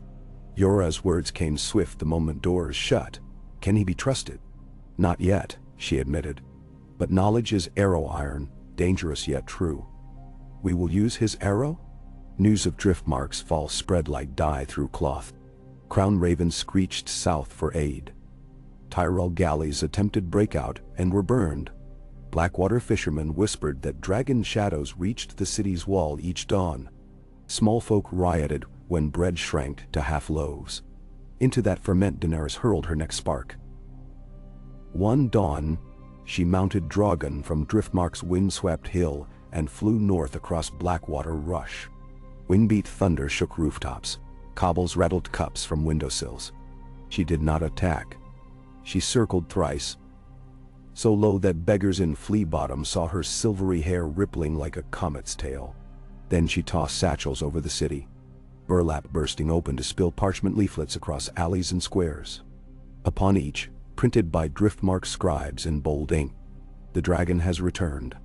Lay down your arms, deliver your sons not to war. Food shall fill your tables. Justice shall kiss your door. Let King's Landing open its gates and no mercy." Children chased the fluttering paper like snow. Gold cloaks stomped them into mud. But message spread faster than boot heels. Carts halted as urchins read aloud. Septus prayed. Blacksmiths whispered. In the Red Keep, Cersei shattered goblets hearing report, yet fear gnawed behind her fury. Wildfire lords reported caches missing key jars. Someone inside plotted treachery. That someone was Qyburn, secret ally to Tyrion, who had promised Dany the pyromancer's reigns. Back on Driftmark, preparations quickened. A smithy hammered dragonplate scales for select vanguard knights.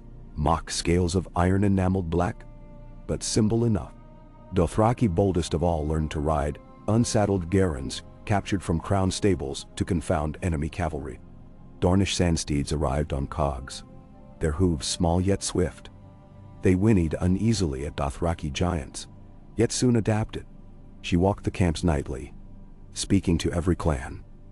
Free folk from Sisterton, Reach rebels wearing half-cut roses, Lysine archers promised plunder.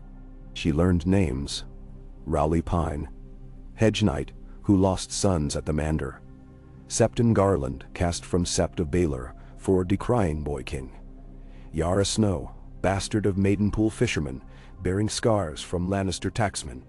To each she promised place in a world she would birth, and to keep them, she kept her promises early. Wounded men fed before strong, bread weighed the same for noble and small folk alike. It rippled out. Fair measure returned fair loyalty. One crisp evening as candles guttered low, Daenerys climbed to Driftmark's lighthouse again.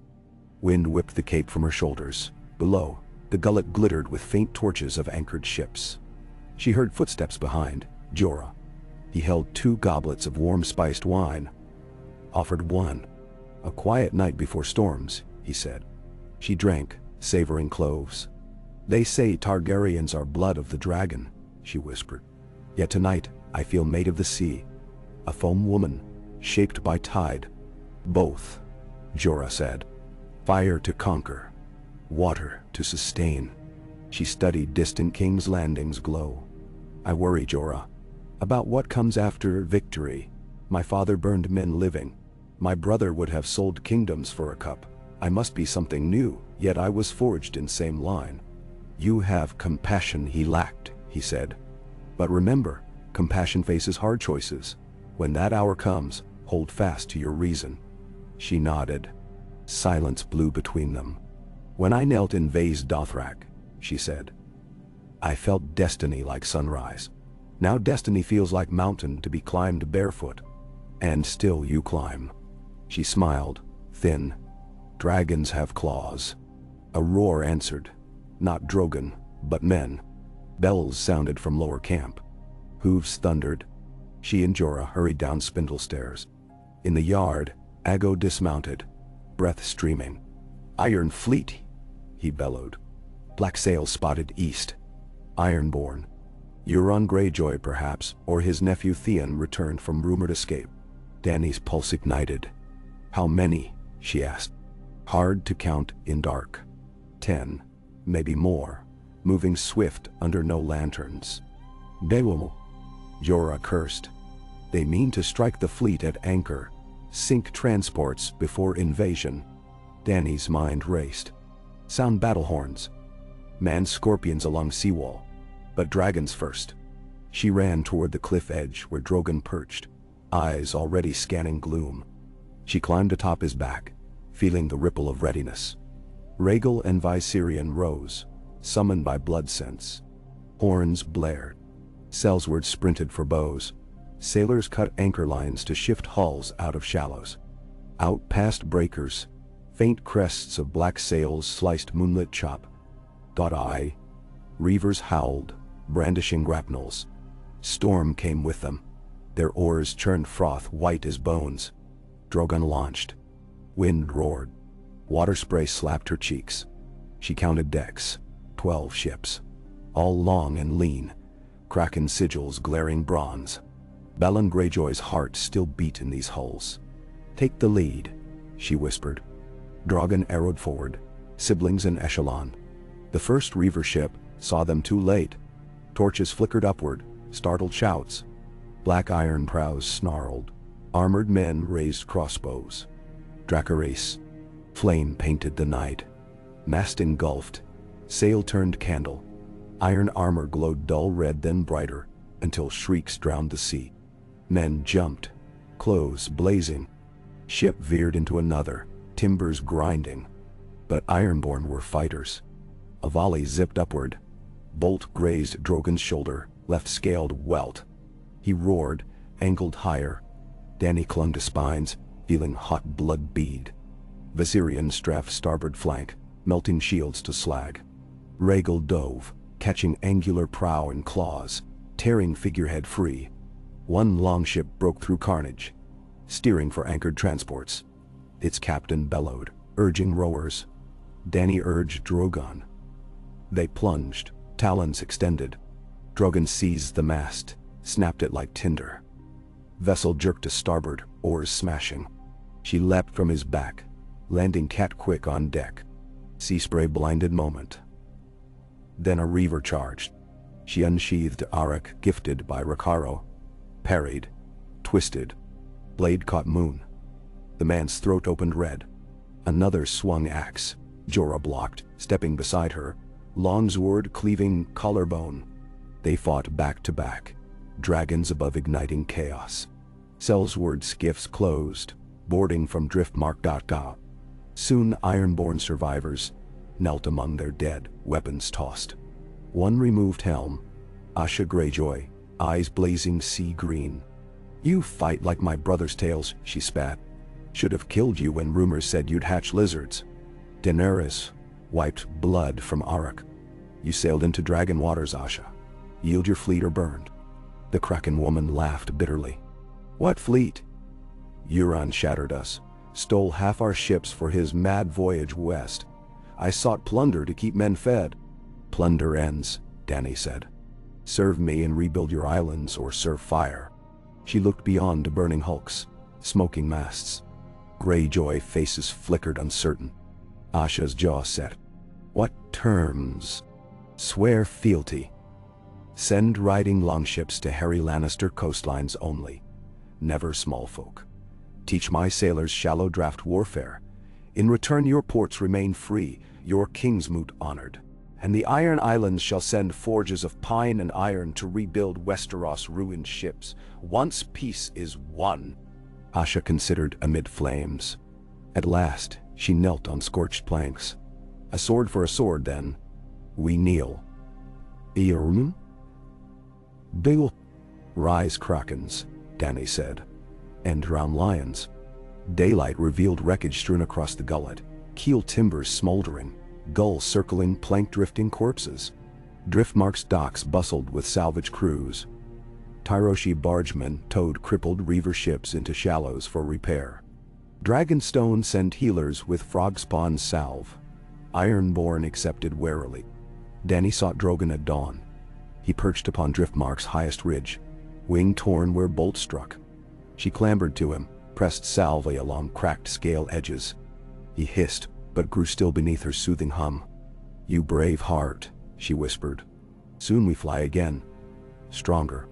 Behind, footsteps. Tyrion approached, cloak flapping. Greyjoy's last night, he noted. A welcome test run. Costly, she said.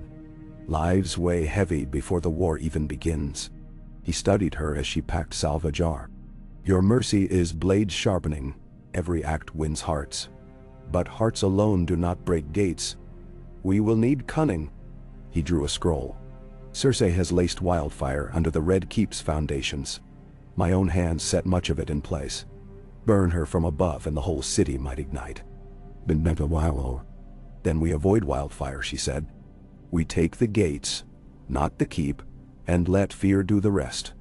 Tyrion smiled thinly. I have a notion. The city remembers Aerys's madness. Show them his daughter unmad. Parley at the mud gate, deliver bread, release prisoners. They will see 2 crowns. One starves them, one feeds. And if Cersei slaughters the crowd for accepting, then you will not need to burn the city. The people will tear her apart. She gazed at sun-flushing clouds apricot. Arrange it. Within fortnight, grain fleets from Dorne hugged the coast, cloaked by dusk and dragon. They unloaded at Driftmark, then sailed north again for more, each run emboldening sailors. Dornish outriders pressed into Stormlands, cutting raven lines to King's Landing. The Blackfish at last sent word. He commanded 2,000 river rebels hidden in Kingswood, ready to rise when Queen's banner showed. Grain riots erupted inside city. Gold cloaks cracked heads, but coffers cracked faster. Cersei moved to secure Highgarden alliance, but Lady Olenna loathed madness repeating, and Tyrell levies balked at feeding a lion while roses wilted. Finally, Tommen's council resolved. Strike the dragon host before it gathered full. They mustered every ship left. Lannister red sails, Tyrell green, crown galley oars. 200 strong. They would sail at dawn to smash Driftmark's harbor, capture Daenerys before she marched. Driftmark's spies learned in hours. Jorah read the Raven. They come tomorrow with tide. No, Tyrion corrected, pointing to his new sandglass scribble. They come tonight. Euron's defection robbed them of half their sails. They must launch on rising half-moon or risk shoals. That it is in 6 hours. Everyone looked to Daenerys. She felt quiet bravery bloom, not heat of battle, but crisp cold of inevitability. Then we welcome them, she said. Prepare every scorpion along the seawall. Position the Sellsword Carax to funnel their fleet. Asha's longships hide in shallows and strike flanks. And dragons? Dragons strike only when enemy line breaks, Jorah suggested. Else wildfire detonations may fill air with death flowers. She nodded. We shield wings until opportune, and send ravens into the city again. Tell small folk to look east at dawn. They will see their future painted in flame. Night drooped thick, starless. Lanterns along Driftmark were shuttered. Campfires snuffed to embers. The sea held its breath. Dany paced ramparts in full mail. Dragon black scales newly forged. Cloak-lined white bear fur.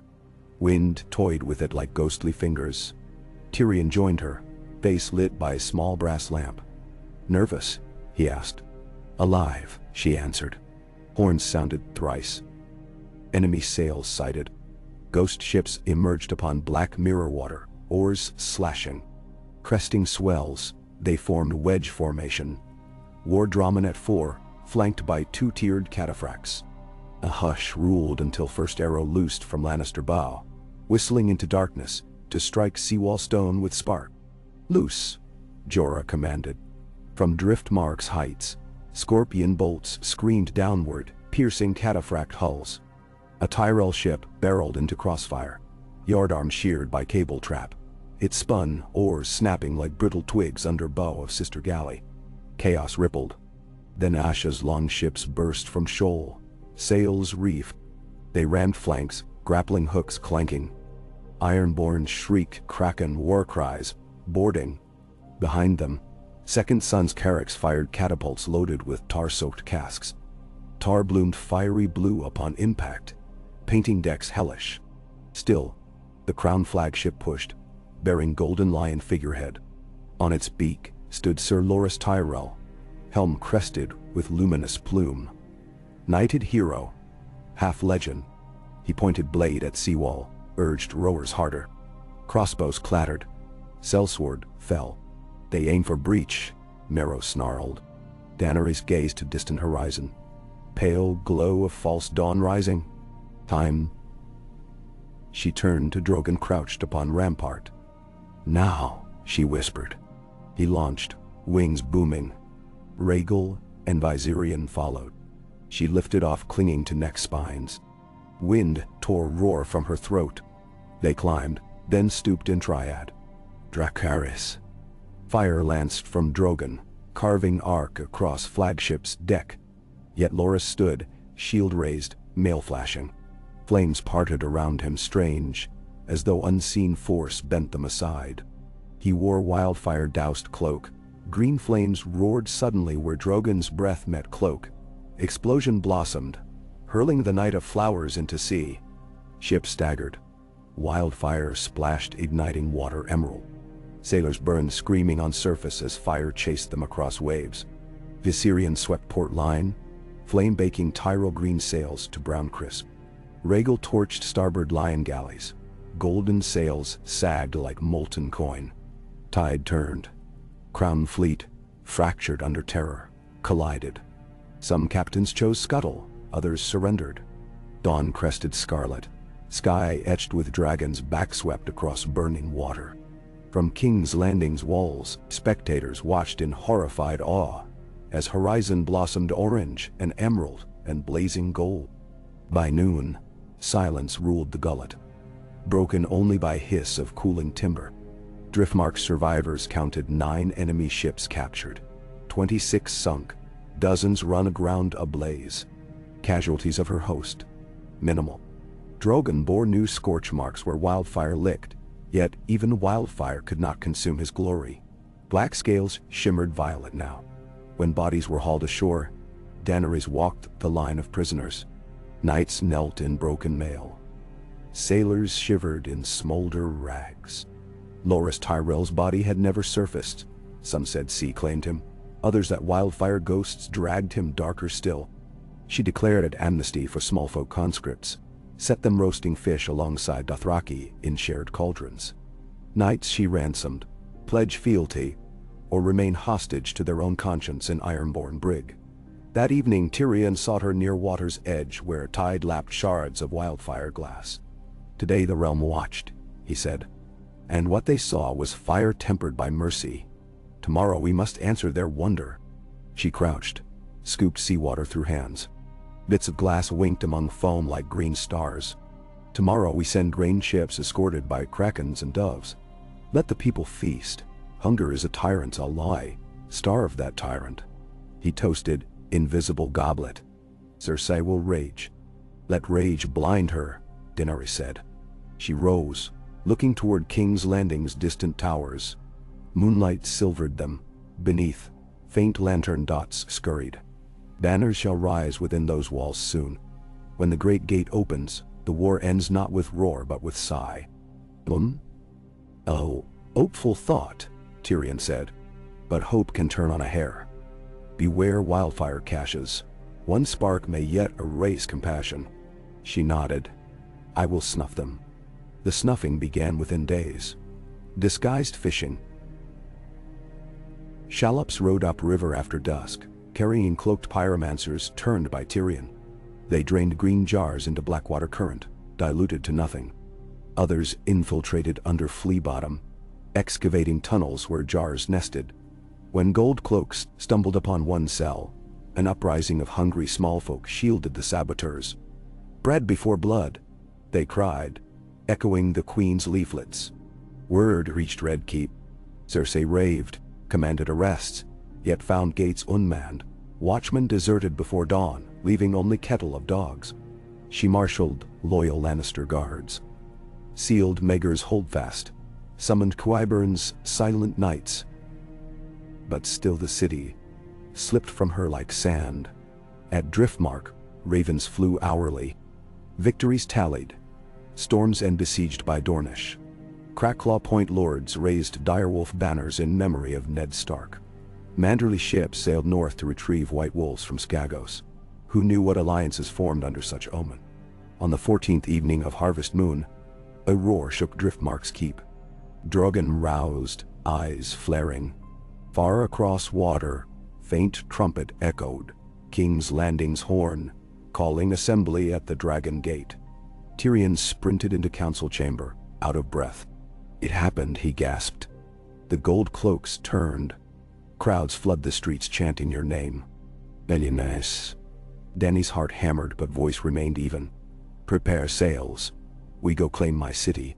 They departed at sunrise, 80 ships under red and black, flanked by Kraken longboats, Valyrian cogs, Dornish dramans cresting from south. Dragons soared above like banners alive. Tension drew every eye east. Behind, the dawn bled rose into sea. As they neared mouth of Blackwater Bay, a hush descended. King's Landing lay before them, walls unmanned save scattered knots of archers watching uncertain. Smoke curled from flea-bottom hearths, but no pillars of warfire rose. River Gate gaped wide, its portcullis raised. Upon the outer wall fluttered a new banner. Field of Black. Three-headed dragon red. They anchored near the jetty. Dothraki disembarked first, hooves clattering on dock planks. No arrows flew. Sellswords followed, spears upright.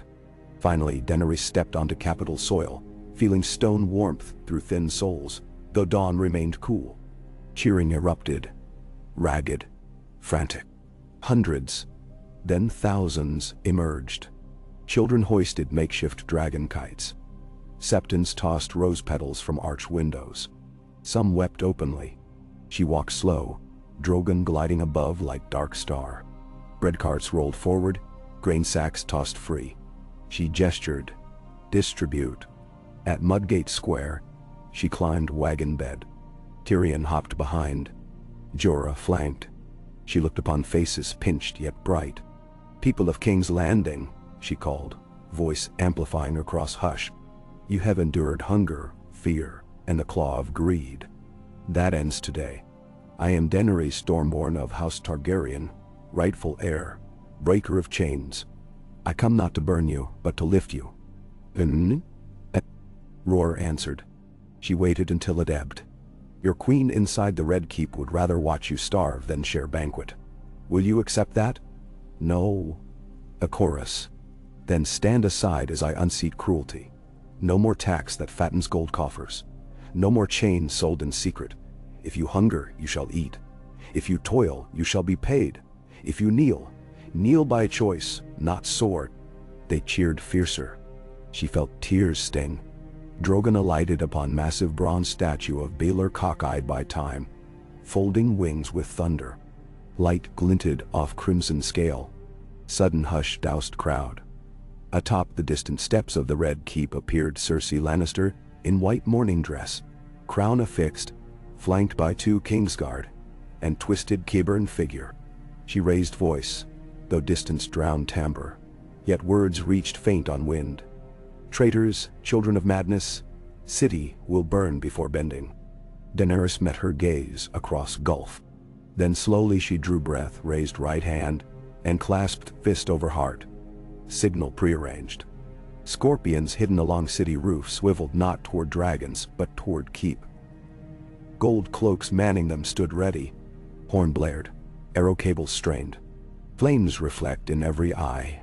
Cersei looked left, right. Realization lit her face. She vanished inside doors that clanged shut. "Hold," Daenerys commanded. Bows lowered. A hush lengthened, weighty enough to bend sky. Then doors reopened. A small boy in crimson jerkin scurried forward, clutching parchment. He raced down steps, darted through parted crowd, and knelt before Daenerys. He held out letter. She broke seal. Lion wax. "The city is yours. Spare the innocent." See, Cersei was retreating. Where? None knew. Perhaps Maegor's crypt, perhaps tunnels beyond. But throne vacated. She raised eyes to Tyrion. He exhaled.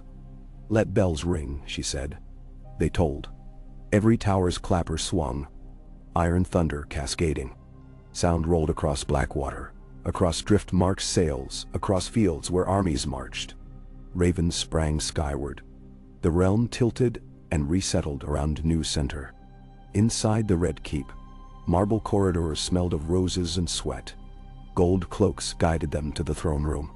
Doors heaved aside. First to enter were Dothraki outriders, then Drogon's shadow streaming, then Daenerys. Torches flickered. At hall's end rose the Iron Throne, barbs of melted swords. Dark against stained glass window blazing morning fire. She walked alone down the runner of ragged shadow. Each step echoed a dynasty's heartbeat. She reached the dais and paused. Once she had dreamed of this seat as fiery salvation, then had feared it as chain of madness. Now she saw welded iron, not as inheritance but responsibility, hammered into shape by old wrongs. She laid a hand upon a blade tongue. Cold metal kissed her skin. She did not yet sit. Behind, Tyrion and Jorah halted respectful distance. "A crown awaits, Khaleesi," Jorah said softly. "Not yet," she replied. She turned to assembled throng. River rebels, Dornish spears, Ironborn, brave Osi, King's Landing small folk pressed into hall uncertain but curious. "This throne was forged in fear," she said. "Fear alone cannot bind a realm. Trust must temper it." She looked to Drogon, perched on window ledge. Sunlight haloed him. "Today marks dawn. We will govern with law, repay harm with justice, heal with mercy. We will face the long night not as fractured houses, but as one people. I ask not blind obedience, but shared vigilance, for a queen's eyes cannot watch every street." She took breath. "Will you stand with me?" Voices rose like surf. "Yes, I, Missa." Bells outside continued to toll. She turned back, ascended steps. Iron scratched cloak as she settled. Cold iron. Weight grounded her, yet something warm blossomed inside. Resolve, not exultation. From lowest gallery, a lone child's voice piped. "Dracarys!" Laughter rippled. Adults hushed him. Daenerys smiled faintly. "Not today. Night soon, yet tasks flowed. Appoint food ministers, issue pardons, order search of wildfire vaults." Counselors assembled. Tyrion as hand, chosen by acclamation. Arianne representing Dorne. Lady Owain for Driftmark. Asha for the islands. Maester Roget until Citadel consented new Grand Maester. Jorah accepted command of City Watch pending reforms. Mero received charter to found new Selsward Quarter for Outlanders. Amid commotion, she retreated to a balcony high above courtyard. The river glittered. Burning hulks were being towed. Their flames at last quenched. She felt gentle throbbing within. Not just fatigue. A hush inside her belly. She laid a hand there. Had she eaten? Perhaps. Yet warmth swirled deeper, insistent. She remembered prophecy whispered in depths of Warlock Tower. The dragon has 3 heads. Drogon, Rhaegal, Viserion. 3, Tuai. But dragons of flesh alone could not sustain a line. Life begets life. She closed eyes, felt breeze brush lashes. This is just beginning, she told the dark. In reply, distant dragons cried, shaping night with new memory. She turned back to the hall of iron and shadow, where building a realm would test every oath of her soul. But she carried within her not the echo of old madness, nor merely fire's appetite. She carried dawn itself, light that could blind or warm depending how she shielded it. The bell still sang outside, a gentle undersong now, as if the city hummed lullaby to its new queen. Dragons wheeled above towers, harbingers of both fear and hope. And somewhere below, in winding streets, bakers kneaded first honest loaves in months.